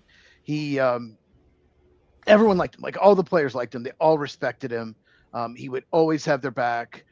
Just one of the best to ever do it. And when he retired, there was definitely a drop off in I think Freddie Gonzalez took over awful this leadership, situational managing, just the players, just there was something missing. So like when he left, it just was not the same. And they didn't win again till like 5 years ago, I believe, 4 or 5 years ago. Mm-hmm. They had to get rid of Freddie Gonzalez, but he just wasn't Bobby Cox, and he wasn't as smart, as strategic, and just wasn't the leader. So I love Bobby. Grew up when I was a little kid. He was the manager, so always remember him and sitting on the front step. Come on, Chipper. Mm-hmm. So absolutely one of my favorite managers of all time. Yeah, the Sports Pulpit this week, we'll be doing a tribute to him later on. I'd like to do a lot of the tributes to the people who have passed. So I'm working on it right the moment. We'll have it before the end of the week over on the Sports Pulpit. You can find that here at All Gloves Off Sports Media on YouTube. So look for that here in the upcoming days. Cheese, 4,518 games Bobby Cox managed, and he won 2,504 of them. That's the fourth most wins all time. Why was Bobby Cox able to win so many games? Well, I mean, he managed a long time, managed some good teams, but yeah, he it's just he won games. If you manage a long time and you do a great job at it, you're going to win a lot of games. That's why. It's pretty simple. All right, and here's one of the things that I love about Bobby. I've seen this happen several times. A little older than you, and I got to watch a lot of Bobby Cox baseball. I'm sure you got to watch a lot of it too. He had 162 ejections. That's almost a full season of ejections, by the way. How important is it for a manager to go out there and stand up to the umpire and have their teams back? It's so important. So I think it's getting ejected can be different in different situations. I know it sounds crazy, but like Lou Piniella would do it to fire up his team. He'd make a big display and he was trying to motivate his team. Sometimes it worked. Honestly, it got really old with the Cubs at the end. It was just like, come on, just stop it. But Bobby did it every time he got ejected. It's because they made a bad call, and he just had a little temper, and he's just not going to take it. My favorite one ever was they were playing the Reds, and John Smoltz is on the mound. Chipper tags out the Reds player. I don't even remember who the Reds player was. Clearly out. And they call him safe. And Smoltz went to back up the play, and the umpire steps on Smoltz's foot. And so when you step on someone's foot, then Smoltz bumps him because he stepped on his foot, like lightly bumps him. And then the umpire tossed out Smoltz, kicked him out for bumping the umpire. He thought that that Smoltz had bumped him. It was Hunter Wendelstedt, actually, who it was. He thought Smoltz had bumped him, So Bobby's out there saying that was a BS call. And what are you doing? So he got tossed immediately. He started cussing at him, and it was great. And then he tells Smoltz, he tells him, get back on the mound. You're not tossed because he stepped on your foot. You didn't do anything wrong. Get back on the mound. You're not ejected. Smoltz gets back on the mound, and he's refusing to leave. Another umpire said, look, you got to go. And Smoltz is like, I can't. Bobby told me to stay, and I do whatever Bobby tells me to do. So, yeah, he always, if it was a bad call, if he didn't like it, he had a temper. He was going to get tossed. And I think that's the best way to have a lot of ejections, to have it, not to lose it like Earl Weaver, not to make a spectacle like I just said his name and now I lost it. Lou Piniella. Lou Piniella. To always say that was a wrong call. You bleeped it up, and have your players back. So I love that he had Smoltz's back there in that particular play.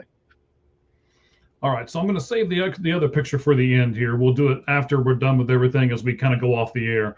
I've got a nice picture that I want to put up there, Bobby Cox and a couple other gentlemen, just so we can get to it here in a little bit here. But Cheese, and I want to stick with this, managers getting thrown out for.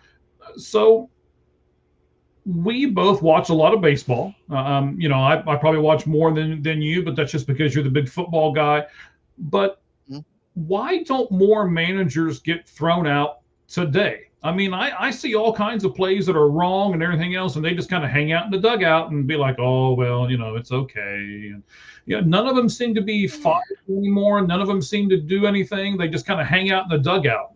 Why? Well, two reasons. One, they can challenge plays now. So once it's challenged, a lot of managers won't even argue, even if they still don't agree with the challenge, or they get it right. So you're not going to adjust. So that's part of it. But what you just said, a lot of managers, it's like they're trying to show composure, maybe like Craig Counsell. Sometimes it really annoys me. I'm a Braves and Cubs fan. Really annoys me when he goes out there sometimes on a terrible call, and he's just like, he looks annoyed, and he's just not letting the umpire have it. It's like, you got to. I mean, he's been tossed, but he rarely does.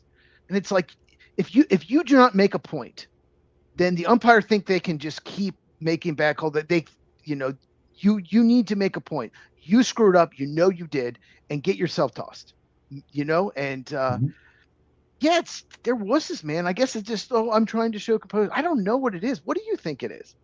Well, I do think you're right, and it's the simple fact of they can challenge more plays now. So baseball actually does get more plays right than they used to. I love this new challenge system. I love the ABS system. All that stuff's fantastic.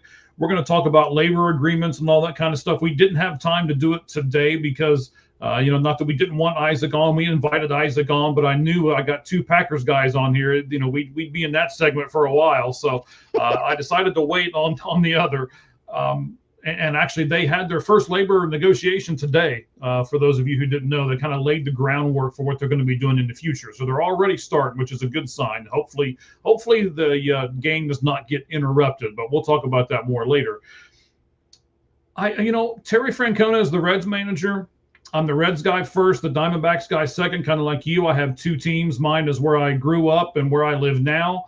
I don't know. Terry is almost known for just being mild-mannered and just laid back. But I kind of like the fiery guys, right? And maybe it is, if I do it all the time, it doesn't have near the effect that if I only do it 2 or 3 times a year. Right. If you get, you kind of said it got old. Lou Piniella did stuff where it got old after a while. So if you get tossed once a month, it gets old after a while. Maybe they're just thinking that I save this back for when I really need it. I was honestly kind of hoping Terry Francona would do something when the Reds had that 9-game losing streak. I mean, what better time to come out and do something crazy and get tossed and get your teammates behind you? Like, yeah, that's my manager, right? And he didn't do it. So I'm thinking if he didn't do it then, he's probably not going to do it at all. And to be honest, I don't think I like that. I don't want a guy that goes out there and picks a fight, but I want a guy who will go out there and take it for his players. And there needs to be an in-between. Yeah, I agree. And Bobby Cox did it best. He got ejected a lot, but there was rarely a time where you thought, okay, he shouldn't have been ejected. Like, he had legit beef. They made a bad call, and he's always going to go out there. And, like I said, he's got a little bit of a temper, so he's going to snap. He's going to start using F-bombs. So, yeah.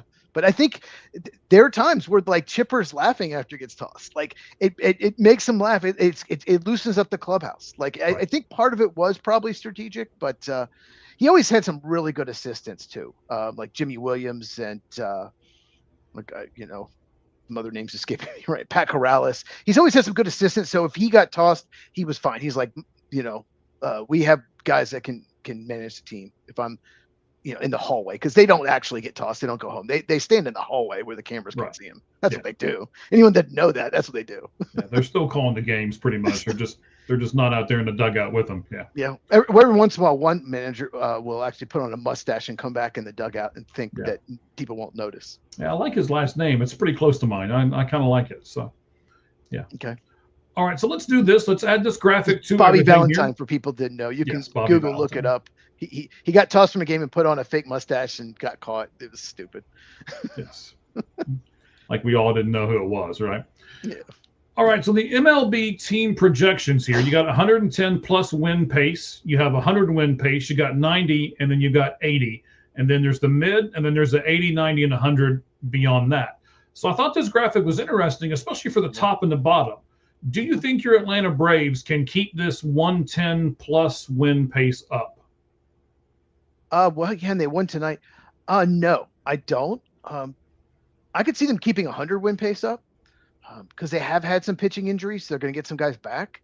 Mm-hmm. But their lineup probably not going to still be scoring runs like this later on the season. We'll see. So not 110, but 100, yes.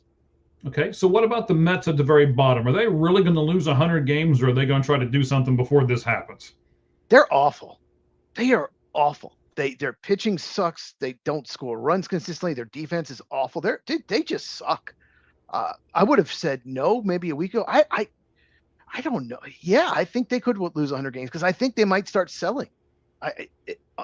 Come June, mid-June, if they're still bad, they might start selling early. So yeah. It's amazing. Their payroll is insane. Yes. Just because you have a lot of money tied up in the team doesn't mean the team's going to be good.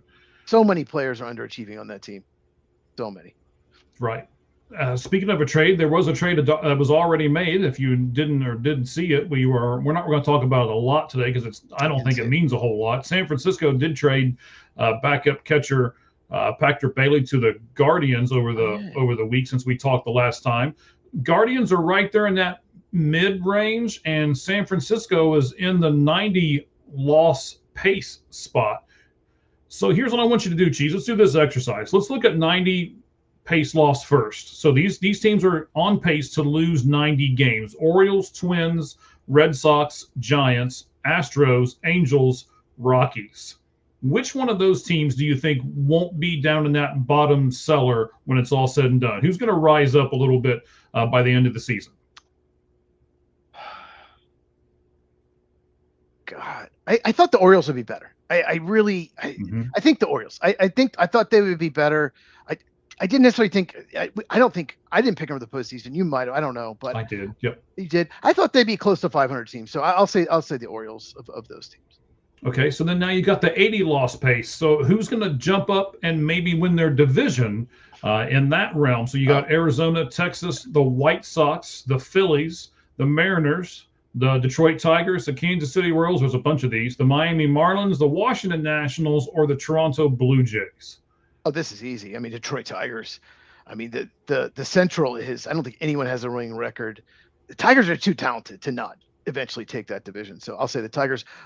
You're not answering these questions, by the way. You should be. Well, no, I said the Orioles. Okay. Okay. Right, I was with the Orioles. Okay. The Mets are probably. I mean, I think they're just too far gone, and I think you're just going to see a household cleaning in New York before it's all said and done. I would also give an assist to the Astros. I watched them play over the weekend with my Reds. The pitching injuries, though, are devastating. Their injury situation is so bad. I don't see them bouncing back, but. Well, but once they get those guys back, that could be a thing. It's almost like a bunch of people that they get at the trade deadline. So I think it might jolt them before it's all said and done. They've got one of the best hitters in baseball in Yordan Alvarez. Yeah, he's I like their young guys in the corners of their outfield. Smith, I know he dropped the one ball that cost him the game against the Reds, but I like him a lot. And then I believe it was Caleb. Or maybe his last name was Caleb. He really impressed me. He was in left field the two games that I watched. Young kid, looked really good. And that's been a problem for the Astros for years is outfield. They have not gotten a lot of production. So, yeah, it's I can't find it, but it says Carlos Correa is hurt. So great. Well, he's out for the year. Yeah. Oh, he's out for the year. Yes. Just in there. Oh, half their pitching's out. Half their pitchers that were supposed to be starting the year are injured. So, yeah, that's devastating. All right. So, gun to your head, Cheese. You picking the A's or the Guardians to go to the playoffs, or both, or neither? Oh man,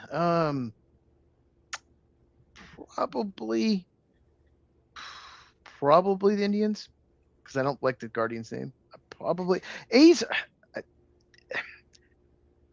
I like the A's young players. Maybe throughout the year they'll get better, but I still think they're a year away from being contender. I still think they're maybe a year away. So I'll say the Guardians or Indians. What about you? Okay. I'm going to pick the A's just because, man, they're a fun team to watch. I don't know if you've watched them too much this year. If you like offense, they're a fun team to watch. They don't have a really great pitching staff.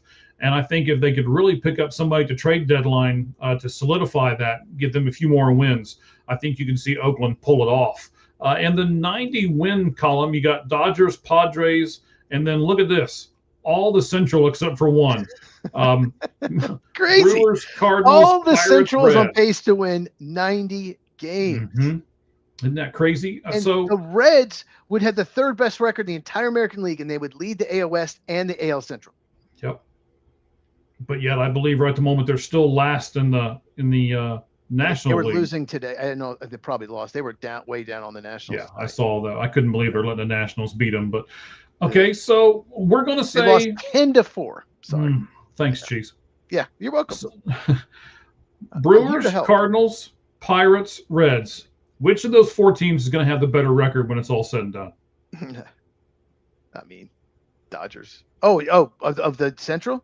Yeah, Oh. Brewers, Cardinals, I was Pirates, hoping Reds. to pick in that whole. I was hoping to pick the Dodgers. Oh my gosh. Not the Cardinals. Phew. Man, that's tough. For some reason, somehow the Brewers will just find a way. They always overachieve. So I hate saying it. Pirates, same thing with the A's. Like, I still think they're a year away. So I'm not going to say the Pirates. I think it's between the Mhm. Reds and Brewers. So the Reds were winning all the close games. Now they're losing them all. So I'll say the Brewers. What do you think? I'm going to say the Reds will pull it off. I'm trying, I'm being kind of a homer here, but I like how their team's built, but now they lost their closer. They lost Pagan. I don't know how long he's going to be out. Hopefully they'll get Hunter Green back sometime soon. And I think if they can get both of those guys back around midway to the season, they'll be okay. They just kind of have to keep their head above water right at the moment. Yeah, and it's like Sal Stewart's back hitting again. So Mhm. it seemed like I don't know, like Sal Stewart, I mean, he's definitely one of the favorites for Rookie of the Year, but it seemed like when he was hitting everything, they were winning, and then he went in a slump and they started losing. Now he's hitting again, but so maybe that'll help him turn around. He had 3 Well, hits. that's the tonight. way baseball works, Cheese. You know it is. Yeah. When the new kid comes up, he starts smacking everything. And then, the pitchers adjust to him. Right now, they're throwing him inside.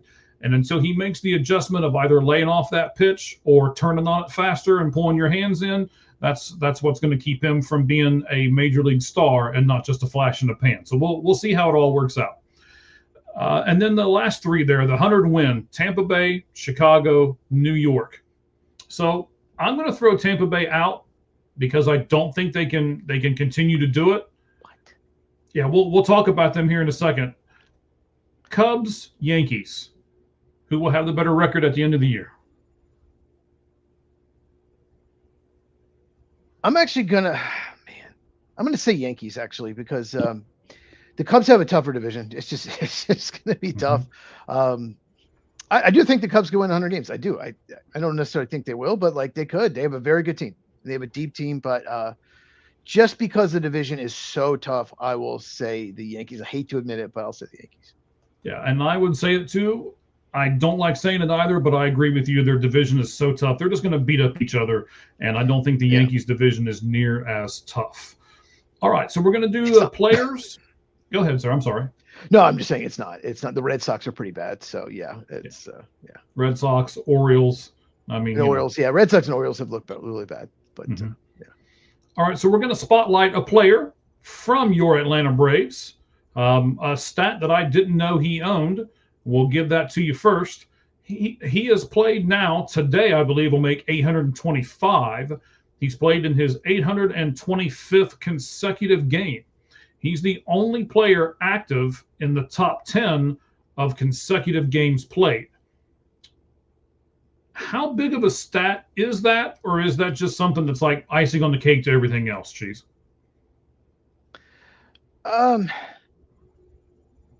Probably just icing on the cake to anything else. I mean, he's not Cal Ripken. Well, you won't like my comment in a minute, but go ahead. That's why I let you lead this thing off. Yeah, I mean, it's impressive. It is, but I mean, at some point it's going to end. So yeah, I mean, it's just icing on the cake. So to me, this means absolutely nothing. Cal Ripken means absolutely nothing to me. Okay. So yeah, okay. We'll do this for a minute. Okay, good job. You showed up to work every day like you're supposed to. Mm-hmm. Okay, I do that all the time. I haven't missed a day of work in almost 5 years. So you're ahead of Matt Olson. You're ahead of Matt Olson. You're ninth all time. I mean, that's what you're supposed to do. Maybe it's just the generation that I come from. You're supposed to feed your family. You're supposed to do all those things. And the baseball players get months off in between. Regular people like you and I don't do that. So when you say, oh, this guy has been here for this many consecutive games, it's like, well, good. He should be. He's getting paid a ton of money to do so, and he's showing up for work every day. I do it and don't make near as much money as that guy does. So it doesn't impress me at all. Well, I'll say 2 things. One, NBA players sit all the time just for rest. Yes. Right. They do. But I get what you're saying. You're making a lot of good points. The one thing I'd push back on is there's no way that Matt Olson or obviously Cal Ripken didn't have something that was banged up that they probably should have rested, but to help their team, because they're really good players. They're really good hitters. Having them out there helps. They're really good defenders too. Ripken was amazing defensive shortstop. Like having them out there, even if they're 85% banged up, it helps their team. So I think there's that aspect of it. But yeah, I mean, you could have a player that's just a really good defensive player, never hit anything, just played 1,000 games in a row. He's not a Hall of Famer. He can hit, So yeah, I get your point. Well, I mean, that's just basically saying that you don't have a backup that's any good. When you're wanting 85% of a player and you're like, oh, well, he needs to go out there and play, that means your backup sucks. But 85% of Matt Olson or Cal Ripken is great. Most teams would love that, They can really hit, and they're Gold Glovers. So yeah. Okay. Well, to continue with Matt Olson and not to downplay him too much. I just don't like that stat too much, so I wanted to bring it up. He leads the league in games. He's played 41 games, obviously, every one of them. Of course he does. Yes. He leads the league in runs and RBIs with 36. He leads in OPS with 1.031, and he leads the National League in total bases with 104. So Matt Olson is being, I know he's out there all the time and he probably has more at bats than everybody else. And you're like, well, if he has more at bats, then sure, he's going to have more total bases. And if he plays in more games, then he's going to have more runs and RBIs. But the other part of this, Cheese, and we have said this on this show as well, as the best ability is availability. So I'll give Matt Olson his credit for doing it. I just don't want to make him out to be king. That's all. No, I don't think he's king. I mean, I think they really, I'm sure you remember it. I remember watching the game where Cal Ripken did. They way over did that, the whole thing. They just acted like, they had this big thing. He ran the bases. The media just talked about it for days. But yeah, and it's, some of it's luck. I mean, let's be honest, like, it's luck that you haven't gotten hit by a pitch on your hand and broken a finger, and hurt yourself sliding. Guys get hurt all the time. So a lot of it's like luck as well. It's very true. All right. So let's spotlight we spotlighted our National League player. Let's give the spotlight to our American League player. Shea Langeliers is who we're going to do that with. Yes. I know him very well. Yes, he has been doing very well. Do you have him on your fantasy team, sir? No, I do not. I said I know him very well, and I'll tell you why in a second. Go ahead. Okay. All right. No, there's Shea Langeliers' stats with the 11 home runs, 22 RBIs, 50 hits. He is leading the league right at the moment with a 336 batting average, and he has OPS of 1.011. Now, almost all of those stats are a little under Matt Olson, so just kind of a comparison perspective there. But I want to give Shea Langeliers credit because of the position that he plays, Cheese. He is behind the plate all the time, gets banged up, gets thrown at, has to do everything in the game. Or maybe, Cheese, that's why he is so good, is because he is in every play. He has to be that way. Which way do you think it is? Does he get banged up a lot being back there, or do you think maybe it keeps him better engaged because he's involved in every play? God, that's a good question. Gage, because he's involved in every play, I think. It's very impressive. Like, him being able to hit is not really a huge shock. I never thought he'd be this good. So he was a top 10 draft pick. So it's not like he was just someone out of nowhere. But when the Braves drafted him, he was one of those guys that will stick. That what they said was, because it's not like football. I don't know anything about these guys. Like, I learned from the broadcast. You just don't know. But what they said about him was, he can stick at catcher. He's got a great arm. He will stay a catcher. Like, he's not a guy that, maybe he'll stay a catcher. Like, he is a catcher all the way, with power potential, with upside with the bat. So I never thought he'd be this good. The Braves traded him in the Sean Murphy deal. They needed a catcher at the time. I don't even know if they had probably just drafted Drake Baldwin. We didn't know he'd be great. Mhm. Turned out to not be great trade because Murphy is always hurt, and he's hurt again. He hurt his finger. Oh no. I'd love to have him on the Braves. Imagine having Langoliers and Baldwin, but yeah, Langoliers, it's pretty amazing. And the A's are. It's a shame no one's not talking about them enough. You mentioned them earlier. They're a fun young team to watch because they have so many good young bats. Nick Kurtz, oh my God, he's an incredible young hitter too. So just to give you a little bit, last 5 games for Shea Langoliers, 20 plate appearances. He's got 8 hits, 3 home runs, 7 RBIs, 2 walks, and 3 Ks. So almost as many walks as strikeouts, giving you the 8 hits, the 3 home runs, and the 7 RBI. So he is really, really on a nice path right the moment. All right.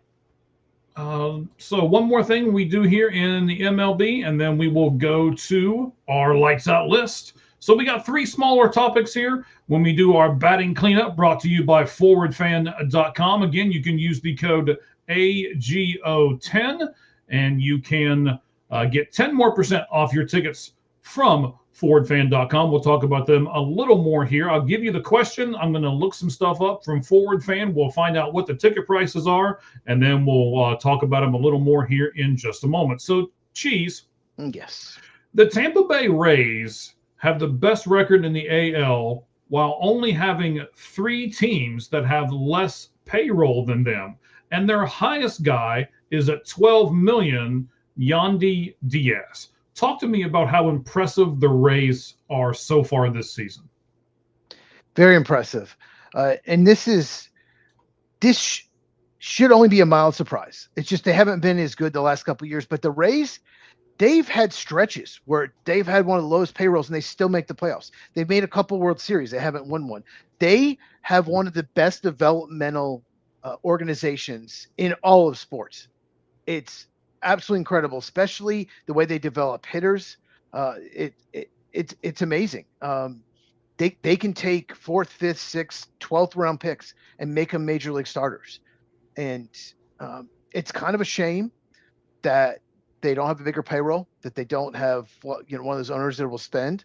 But it's really impressive. Like they're I don't know. I just don't know why some teams just cannot develop players like them. I don't know, maybe if they just spend more on analytics or resources or whatever, but we should be mildly surprised, but we should not be shocked that the Rays, any year, the Rays could be good just because of how well they develop talent. Yeah, they do certainly develop talent very, very well. And you're right. We probably shouldn't be impressed as far as that part goes. They've done it seemingly year after year after year. But I also, as a baseball fan, keep saying, okay, well, they're not going to be able to do it this year. And then they do it again. It's like, okay, well, they're not going to be able to do it this year. And then they do it again. So this also talks about what we were discussing, and we'll get into. I know next week we're going to have a special co-host. You won't be here. We'll cry about that later. But you're taking a much needed vacation. Go do that. We all need to. I'm going to do the same thing a couple weeks after that. So, Okay. By all means, please go right ahead. Real quick, a friend of mine texted me. Shea Langoliers was in the Matt Olson trade, not the Sean Murphy. So that makes me feel a lot better. Okay. So thank you. Appreciate it. Okay. You're not even going to give your guy credit as to who it was? Well, I mean, I don't know if you want me to Sure. say it. Oh, well, okay. All right. Well, whatever. Oh man. I don't want to say his nickname on live. Oh, is that so? Okay. All right. So it's one of those deals. All right. Got it. All he did was Google it, but yeah. So he was in the Matt Olson trade. It's anybody that doesn't know what happened to Matt Olson. Freddie Freeman should have been a Brave, but his agent basically gave the Braves an ultimatum that Freddie didn't know about. That you have to give him this money or we're not signing with the Braves. And the Braves are like, okay, we're not paying him that. And so then they traded for Matt Olson, and Freddie Freeman was shocked. He wanted to go back with the Braves, fired his agent, ends up with the Dodgers. But anyway, so yeah. That's why Shea Langoliers, because Freddie Freeman's agent is why Shea Langoliers is not a Brave, and Matt Olson is. There you go. There you go. Good job. So as far as forwardfan.com. We're looking at it right now. Let's look at the Tampa Bay Rays for a second. So if you believe that the Tampa Bay Rays are going to make it to the Super Bowl, you, ladies and gentlemen, can lock in your ticket prices right now at forwardfan.com, and they will only cost you $55 a ticket. We have said earlier on this show, we say it every week, World Series tickets are expensive. They are averaging right around $2,000 or so. So yeah, you can get Tampa Bay Rays tickets right now, $55. The other team that we're going to talk about here. Whoa, like $55, like they're a really good team. We've talked about them. They've made World Series. That's like a really good deal. If you're a Tampa fan, it's probably not a lot of them out there, but there's some. That's an unbelievable deal. You should get that. Absolutely. It is. It absolutely is. It's only and then we're looking $55, $55. That doesn't even fill up your tank anymore. That's true. That's kind of sad, but it's very true. Spend it on World Series. Don't spend it on gas. Right? You'd have much more fun at the World Series than you would standing at the gas pump. Yes. Cincinnati Reds. So they're going to talk about them next, and they are the same price. $55 for your World Series ticket. If you are a Cincinnati Reds fan and you think they're going to make it to the playoffs, go to forwardfan.com, and then you'll get actually a little more off of it because you can use the code AGO10 and get 10% more off. So why are we saying the Reds? Because the Reds have issued, oh gosh, I don't know if I can get through this or not. The Reds have issued a bases loaded walk 14 times already this season. My heart is hurting. That's bad.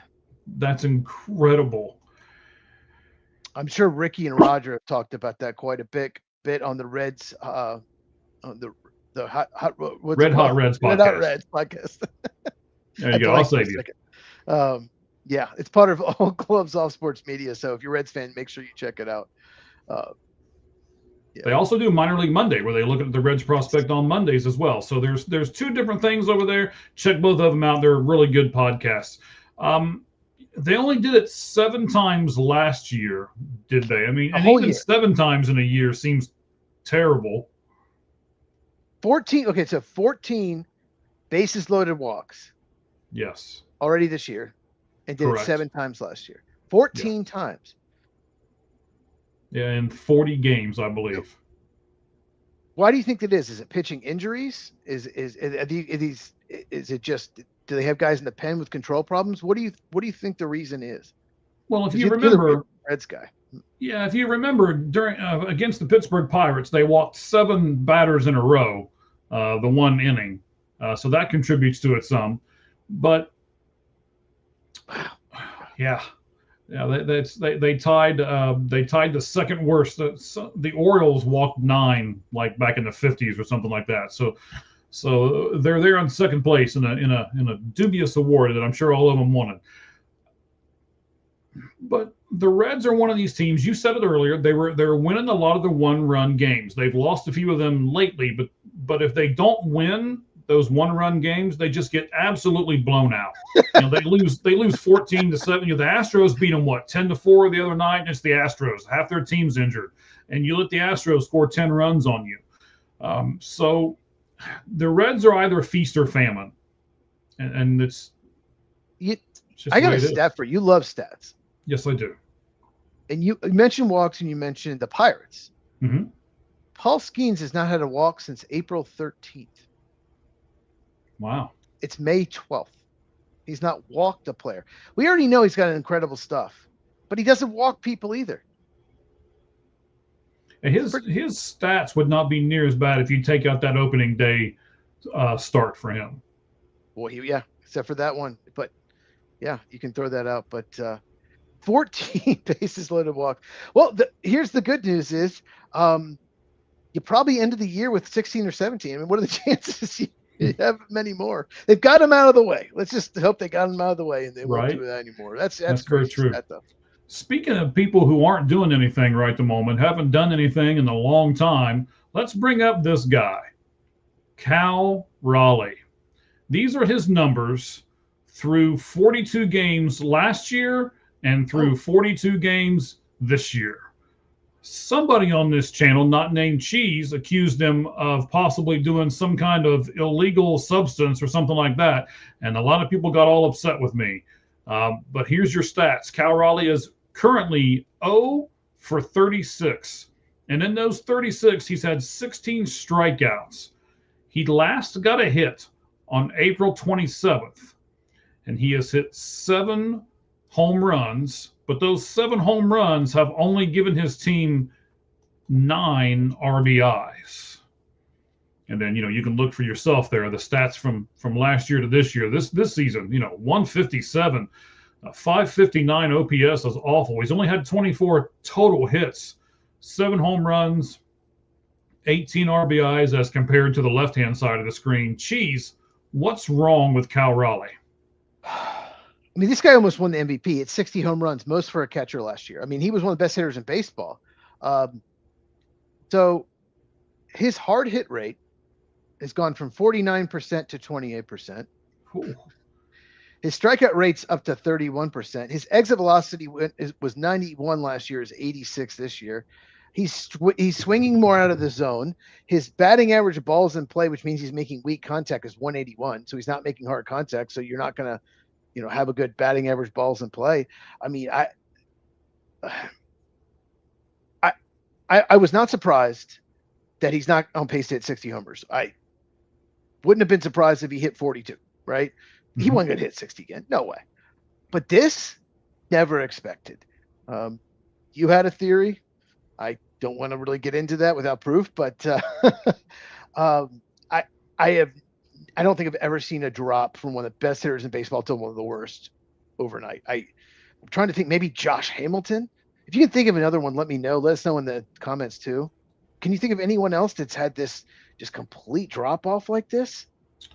Like to MVP candidate almost wins it to worst hitter in baseball? No, probably not. Yeah. And I'm looking a couple things up right the moment as you talk. If you hear me clicking in the background, I apologize for being able to hear me. But here's the big reason why I thought there was something fishy last year. So he began his career in 2021 and he hit 2 home runs. Now, that was in very limited plate appearances, only 148. So let's toss that out. The next year he got 119 plate appearances and hit 27 home runs. So he was pretty steady, pretty on tap. So he went 27, 30, and then up a little bit more to 34. And then all of a sudden you got 60. And I've said it before I got this podcast. I've said it when I used to write things for other publications before all this came about. When you've got a player that either jumps way up or comes way down, there's something going on. That just doesn't happen. And now Cal Raleigh went way up and he's fallen way back down. My question is, and you don't necessarily have to answer it because I don't think you want to get in the weeds on this, but I'll answer it. Is he scared that he can't take his drug of choice 2 seasons in a row? I would say the answer is yes. And he's proven it to me. So while you were making the point, I just kind of looked it up. Sammy Sosa went from 36 to 66 in 1 year. So if you look up Mark McGwire, his numbers are very similar. So he had a 30 homer jump just like that. But even if that's the case, even if he was taking something, he still shouldn't be this bad. Like his track, he should not be this bad. So it's more than that. I think he might be pressing. Like I said, he's swinging more out of the zone than he used to, making weaker contact. So when he does, make contact, so I think it's more than that. It could. I think psychological. There's a problem, but it could be what you're saying. But I've never seen anything like this. I'm just glad I didn't draft him in fantasy. Yeah, I'm sure a lot of people overdrafted him in fantasy. I'm surprised people haven't cut him yet. But I drafted Sal Stewart, so I'm in first place. So let's ask this. For Football with Cheese, of course. I like the mug, buddy. Football with Cheese, yes. Follow me on YouTube, Football with Cheese, CAGZ, and on X, Football Cheese without the with. You can see it right there. Follow me. I haven't done a shameless plug yet. Can't believe you've done it a couple times. You just do it so often you forget. So how long can Seattle afford to stay with Cal Raleigh? I mean, they're in the bottom half of the division. They need a spark. How long can they afford to stay with Cal Raleigh? That's my first part. Second thing, do you really? And I think this is a big thing. Maybe you don't. We weren't really going to do this, but I'm going to do it real quick. I think it's different trading for a catcher. You bring in a catcher mid-season, the catcher's got to learn your pitching staff, not only your starters but your relievers. Good point. It's a lot to ask of someone to come in, and then you're like, okay, we brought you in here for your offense, so you need to continue to produce, and you also need to learn the pitchers, and you need to be a good defender, and all this kind of stuff. I think that's really asking for a lot when you bring in a catcher during the season. So they almost have to ride him out, but do they? I mean, this is going to be a big decision for Seattle if this keeps going. You might know better than me. I don't know who the backup is. I don't know what the situation, if they have a good prospect in AAA. I know the Mariners last year or the year before, probably 2 years ago, had one of the best farm systems. One of the reasons why they almost made the World Series. They had a really good young core. But I think they can afford to be patient. And here's why. They are in a crappy division. Yeah.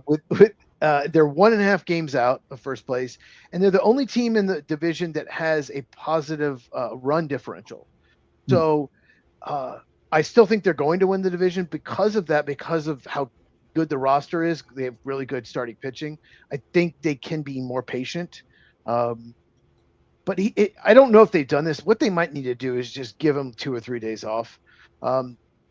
Online it said he's had a oblique issue, but it's been minor. Maybe that's been part of it. I doubt that's the main reason, but I think they can afford, because if they were, in a division if they were in the AL East, they probably couldn't be, but because they're in the West, I think they can afford to, be a little more patient.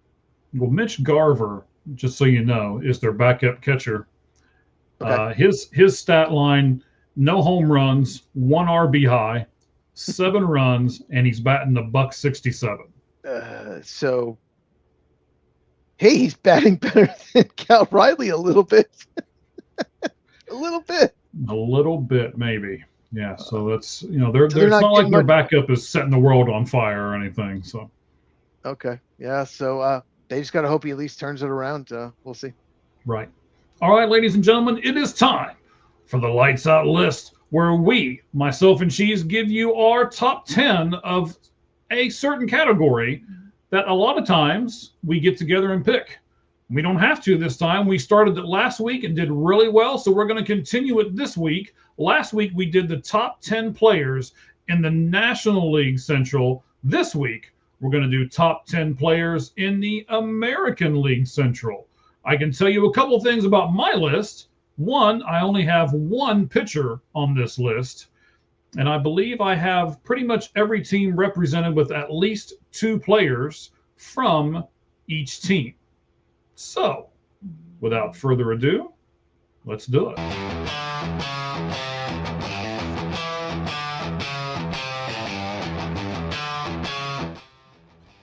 All right, Cheese. Here we go. AL players. Do you want to go first, or you want me to go first? I have 1 pitcher too. Yeah, just 1? Just 1. I'll just admit, I know way more about our list last week, the NL Central and the AL Central. So if my list is a little weird, Mike's more the baseball guy. Just don't get mad at me. Don't destroy me in the comments. But I'll let you go first. Okay, you can. All right, so I'm going to go first. So I like this player a lot. He's coming on. He's still a little young, but he's probably the best offensive player on that team. Let me make sure and run down the names. Yeah, I'm going to go with that. Best offensive player on this team, although some people might disagree. Batting .317, 9 home runs, 20 RBIs, and 26 runs. My number 10 is for the Detroit Tigers, and his name is Riley Green. Oh, more on him later. I have 2 pitchers. I just realized. Okay. Yeah, my number 10 is a pitcher. So there you go. Make sure I got the name right. So I don't watch the White Sox a lot, but Davis Martin, okay, he's 29 years old. He's having a breakout year. Usually you don't have it at 29, but his ERA this year is, oh God, what is it? 1.62. The White Sox have been better than expected. Their pitching has been amazing. Davis Martin, probably might know more about him than I do, but I just saw the ERA, and his field independent pitching is 2.34, so it's not like, and he's been worth 2 wins already. Like, yeah, Davis Martin for the White Sox, number 10. All right. Well, I'm getting a couple of things together here for my next guy. I should have done a little faster, but I did not. So now you're going to see how skilled I am not at when I'm talking and typing at the same time. Sox. I have 3 White Sox on this list. That's crazy. You do? I do. Wow. I only have 1 twin, though. You said you have 2 twins. Okay. I only have 1. I do. And one of the twins is right now. Okay. I'm going to put a guy up here that no one's really talking about that I think more people should talk about. I really wanted to put him higher than 9, but I just couldn't. So 337 batting average, even though he only gives you 1 home run, 8 RBIs, not fantastic, 13 runs, but he has played left, right, center, DH, and second base in 40 games this season. So he's a really versatile player for them. His name's Austin Martin from the Minnesota Twins. So if you're looking for a guy to pick up on fantasy that you could plug and play pretty much anywhere, maybe you want to do Austin Martin. Now, I'm number 9 guy from the Minnesota Twins. Okay. Yeah, I didn't really look at. I haven't watched the Twins play probably since last year, but okay. My number 9 is another White Sox, Colson Montgomery.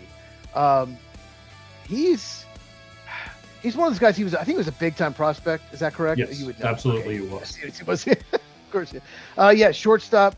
And his numbers just, really impressive. Doesn't hit much for average, but 10 home runs already this year. His defensive has been great. His defensive metrics, and he's worth 1.64 so far. Fangraph WAR. So yeah, Colson Montgomery, one of a lot of good young players. Crazy. All of a sudden, the White Sox have good young players. Number 9, Colson Montgomery. That's what happens when you're last for so long and you get to pick high in the drafts and all that kind of thing. You trade away everybody, you get young prospects back, and they've hit on some of these prospects. Well, I haven't even got to my White Sox yet. Okay. All right, number 8 for me, based more on his overall record than what he's doing right now. But the Guardians are in first place, so I bumped him up a little bit because of that. Stephen Kwan. He's only batting 204. Doesn't give you a lot of power. We all know this. 1 home run, 9 RBIs, but he has scored 18 runs. So his job is to get on base and then let the guys behind him hit him in. That's what a complete team does. And Stephen Kwan helps the Guardians do that every single game. So he's at my number 8 spot. Stephen Kwan, Cleveland Guardians. I thought about him, but he just, he's hitting 204 with 1 home run. I just can't. I couldn't put him on the list. His track record's good. I just couldn't. My number 8, and maybe I should have him higher, but another guy just not having the best year, but he's been really good. And that's Salvador Perez, the catcher for the Royals. He's 35 years old. I think he's hitting right around 200. Great defensive catcher. He's got a lot of power. We'll see if he turns around, but he's just been an amazing player. He's been the face of the Royals for a decade until the guy who's going to be much higher on this list. Number 8, Salvador Perez. It's funny. Number 7 for me, Salvador Perez.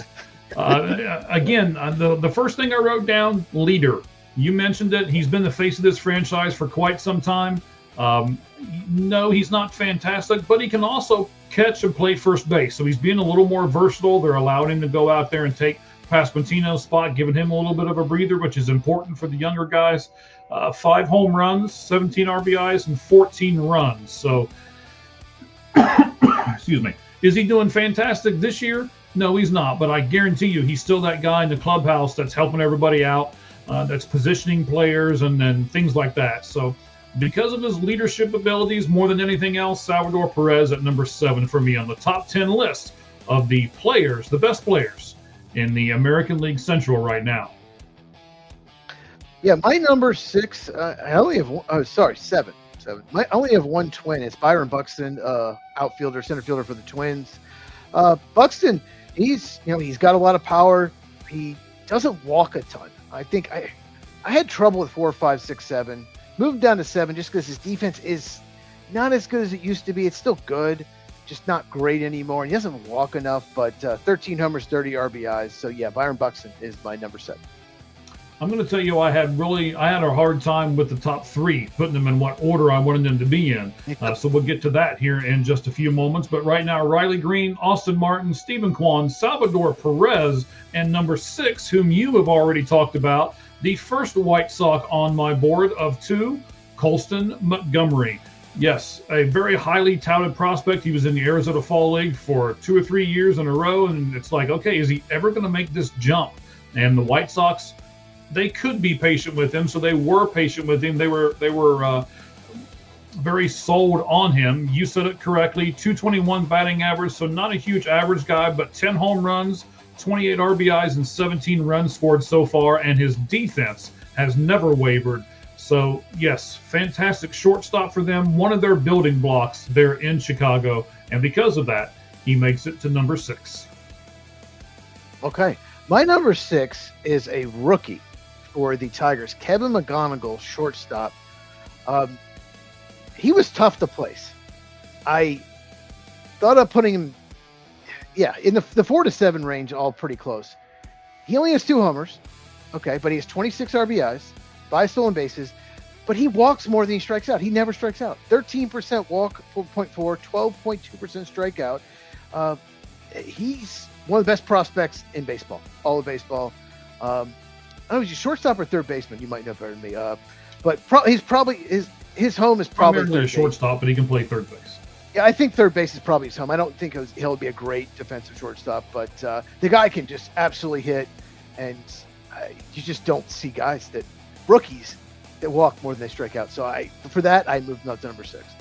Okay. Well, for me, it was kind of weird. You moved him up. I moved him off the list. Okay. Kevin's not had a great last couple of weeks. Kind of like a Sal Stewart kind of dip. So he's not been great over the last couple of weeks.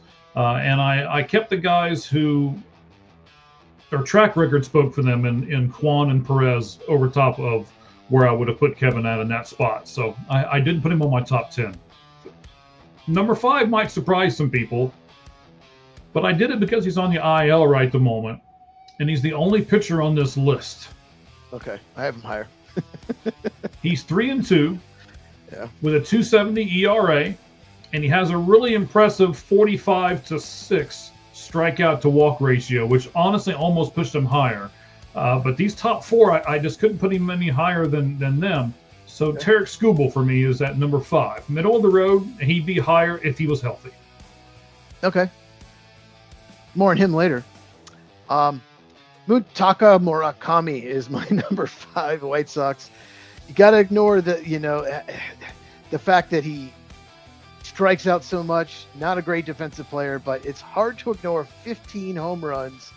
17.3% walk rate. He gets on base. He hits the ball at the ballpark. I couldn't put him lower than 5. I couldn't. I understand. I didn't put him lower than 5 either. I have him higher than that here in just a little bit. We'll talk about him. All right, there you go. All right. So I honestly thought you were going to dig me for that. I thought you were going to have an 8 or 9. Nope. You'd be like, geez, are you dumb? I really thought so. Okay, cool. Byron Buxton for me, number 4. You had him earlier in the list. I put him this high, 259 average with 13 home runs, 21 RBIs, 30 runs, by the way, and a really good 3 stolen bases as well. So he's that complete guy. If he can just stay healthy, I cross my fingers that he can.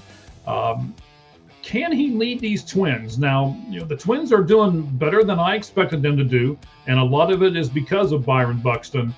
I wonder, I'm going to throw this out there, I wonder which center fielder is going to get traded first, Mike Trout or Byron Buxton. We'll have to have that discussion later on one of the shows. But Let's do that in 2 weeks, because I do have a lot of thoughts on that. Let's talk about that in 2 weeks, because Trout's fascinating. Yes. And Angels don't have a track record of trading their stars. They don't. They just don't. So we'll talk about that in 2 weeks on the Lights Out podcast. All right. Okay. Fantastic. Okay. My So number that's 10 was Byron Buxton's my number 4. Cheese, who's your number 4? 10, Davis Martin, pitcher, White Sox. Colson Montgomery, shortstop, White Sox, number 9. Number 8, Salvador Perez, catcher, Royals. 7, Byron Buxton, outfielder, Twins. 6, Kevin McGonigal, shortstop, Tigers. 5, Murakami, first baseman, White Sox. My number 4, you already mentioned him. I'm a little surprised you didn't have him higher. I really, really like Riley Green, outfielder for the Tigers. Maybe not the best defensive player, but he can hit. He's hitting .317 with a .418 on base percentage.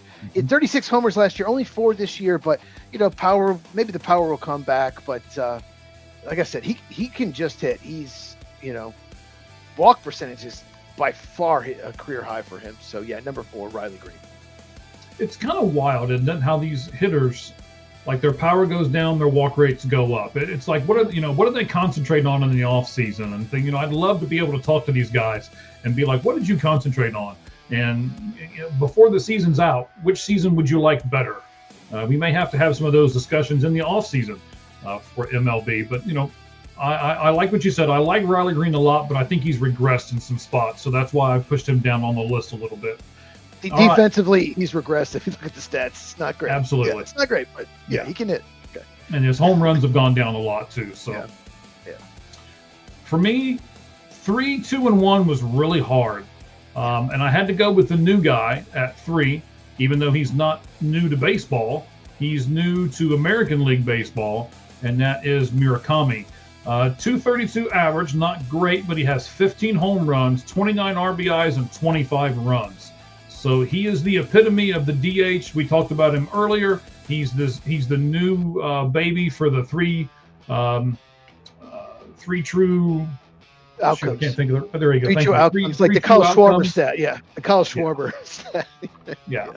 So, but I liked him. I think he has really bumped this Chicago White Sox team up. Between him and Colson Montgomery, they've got a lot of other above average players. Do they have top 10 players? No, probably not. But they've got 4 or 5 other guys on that list. Cheese and I were talking about this off air, where it's like, wow, this guy's doing good. Wow, this guy's doing better than I thought he was. And so the White Sox have got some people coming, and they've got some above average players right now. So for me, Murakami is number 3. Okay. My number 3, I had to put him 3. I had to put him in the top 3. Even though he's disappointed this year, because he's been amazing. I think he's a future Hall of Famer. That's Jose Ramirez of the Cleveland Indians. Maybe finally showing his age. He's 33 now. He's been one of the best third basemen, if not the best, for the last decade. But he only has 16 RBIs. He has 16 stolen bases, which is great. But he has 16 RBIs, still playing good defense, hitting .215. Not like him. I think he'll turn around. I don't think he'll ever be, 2024, 39 homers, 118 RBIs, 279 hitter, but he's still a very good player in the heart and soul of that team. So at number 3, Jose Ramirez. Interesting. So we'll talk more about him in a moment. And I'm going to give you my number 2 guy and then say we're going to talk more about Jose in a minute. So it kind of gives it away. But my number 2 guy, and I struggled, like I said, I struggled with 1, 2, and 3. Bobby Witt Jr. for me is number 2. Yeah. Yes, 302 batting average, but he regressed some in the beginning of this season. 5 home runs, only got 19 RBIs and 19 runs. Not fantastic for a leadoff. I mean, he's not a leadoff hitter. He's like 2 or 3. He's second. So he needs to have a little bit more offensive production. I looked at his defense. That has not dropped off, so good for him, and that's why he stayed at number 2. But I just can't put him above the guy I'm going to put at 1, just because of the track record. I guess if I was doing it right now, I would have to put Bobby Witt at 1. But I let the track record get in the way, and maybe because he signed my baseball card during spring training, I also popped him up here to number 1. We'll get to him in a moment. But right now, Bobby Witt Jr., number 2. More on him later. Okay. Yeah, our lists are always different. You mentioned, I think you had him at 5, my number 2. I know he's hurt, but he's just one of the best pitchers in baseball. And that's Tarik Skubal. It's a shame he got hurt. It's going to really hurt the Tigers chances this year, but also hurt their chances to maybe get something for him if they decide to sell. But he's just been amazing. His ERA, 3 straight years, now 4 if you count this year, under 3. That's unheard of in baseball. That's like Randy Johnson, Greg Maddux, Pedro Martinez type stuff. Like, you just don't see that. Tarik Skubal, he's going to be a free agent. Someone's going to pay him. I don't care if he doesn't pitch the rest of the year. Someone will pay him. He's just incredible. He's already worth 1.5 wins this year. So number 2, Tarik Skubal. And I will tell you that I don't like the pitchers as much on these lists because the hitters affect the team every day. The pitchers only affect them 1 out of every 5 days. So I usually don't value pitchers as much as I do the hitters. But here's the list for me. Riley Green, Austin Martin. Well, okay, so Green's outfield, Detroit. Austin Martin is the everywhere guy in Minnesota. Stephen Kwan is the left fielder for the Guardians. Salvador Perez, pitcher / first baseman for the Royals. Colson Montgomery, great defensive shortstop for the White Sox. Tarik Skubal, starting pitcher currently on the IL. Byron Buxton, center fielder in Minnesota. Murakami is the White Sox DH. Bobby Witt Jr. is the shortstop for the Royals. And my number 1 guy, again, more track record than current, because currently he's hitting .215 with 6 home runs, only has 16 RBIs and 25 runs. Jose Ramirez is who I put at number 1 with the Cleveland Guardians. I don't know. You can balk at it. I really thought about putting Bobby Witt at number 1, and if he hadn't have started the season so slow, I probably would have. But I gave Ramirez the edge because of his track record. I get it. My number 1, obviously, is Bobby Witt Jr. He leads the league in Fangraph WAR, and he got off to a slow start. Like, I was shocked to see that. How good he's been. Defensively, he's been unreal. Not just good, like unreal. Like, he's probably my vote for Platinum Gold Glove winner, which is the best defensive player in the American League. Despite the slow start, he's hitting .302, 5 homers, 19 RBIs, 12 stolen bases. He has 10 hits in his last 5 games. He did start slow with the bat. It has come around. He has been killing it with the bat. He's just one of the best players in baseball. He has been for years. He had this is home runs in his career. 20, 30, 32, 23 this year, 5 so far. He's walking 10.4%, which is a career high. He's striking out the second lowest of his career. He's a dude. This guy is just such a dude. And luckily, Kansas City got him signed long term. And he's on my fantasy team. So, of course, he had to go number 1. He's helping me out a lot. So there you go. Mike loves to hear about my fantasy baseball team. I do actually. I would like to come up with something when we have a half-season fantasy league here at All Gloves Off, and then maybe invite a few of our frequent messengers and stuff like that. So yes, this is our list. I want to thank you guys for being with us for the list and everything. But there have been a ton of people who have passed away in the last 2 days. I want to mention everybody here if I can. I hope I don't forget anybody. Not sure if you saw it earlier today. Seahawks announced it a few hours ago. Tight end Charlie Young passed away today. Let me scroll down to get to the next one here real fast. The radio announcer, or the PA announcer for the Cleveland Guardians, Bob Tayek, I believe is how you say his name. He did that from 1951 to 2026. He passed away today. Memphis. Let's see, let me get his position. Memphis forward Brandon Clark passed away earlier today as well. Let's see, today or yesterday. He passed away on Tuesday, so today, 29 years old. So a lot of those people have done all of those things, and we want to say condolences to their friends and family here on the Lights Out Sports Podcast.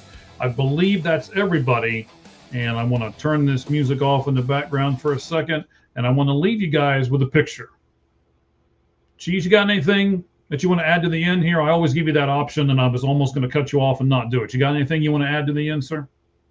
No, just to follow me at Football with Cheese. And what I'm doing for the next 8 weeks on my channel, it's the off season, is I'm listing the 5 most important decisions or biggest moves each team has made. and then allowing you guys watching the video to let me know in the comments what you think is the biggest move. It could be a trade, a free agent signing, hiring a coordinator, losing a head coach. It could be anything. So I did that, and I'm doing the NFC West first. In fact, I released my Arizona Cardinal video earlier today.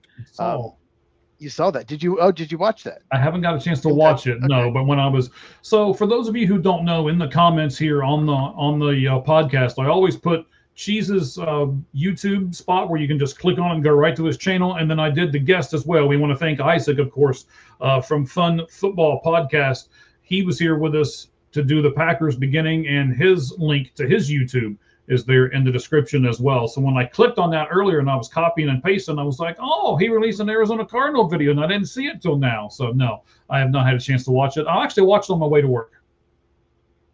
It's cool. So yeah, that's awesome. But yeah, I'm curious what you have to say about it. But yeah, doing the West first. I have to wait and do the East because Eagles won't trade AJ Brown till June 1st, and I can't do the North because Aaron Rodgers, who the heck knows what he's going to do? Apparently, he was in Pittsburgh and then didn't even meet with the team at all. He was just in Pittsburgh, I guess, because he lived there last year. I don't know. Who knows what's going on with that dude?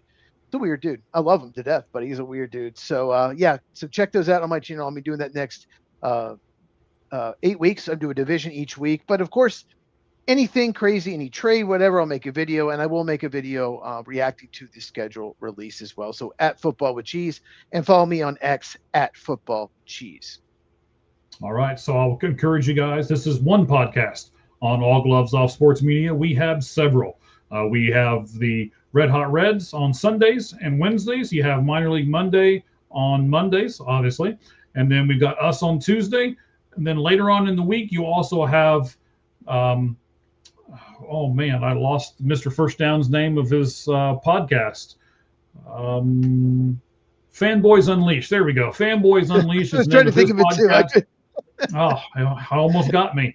And then, of course, we have a new wrestling podcast now called Cheap Pop Society. We will be announcing one more. I will do it next week on this show. So look forward to that. Cheese, thank you very much. To all of our fans, thank you very much. I want to leave you with this picture, and then we will bid you adieu. Oh, I love that. Yeah, it's pretty cool. Ted Turner, Bobby Cox, and the guy in the middle, if you don't know, is some guy named Hake Aaron, with the Truist ballpark in the background. They're at what the interpreter of the picture would say are the pearly gates. So, again, thank you guys very much. We certainly appreciate everything that you've done for us. We love you, and we'll see you in a week.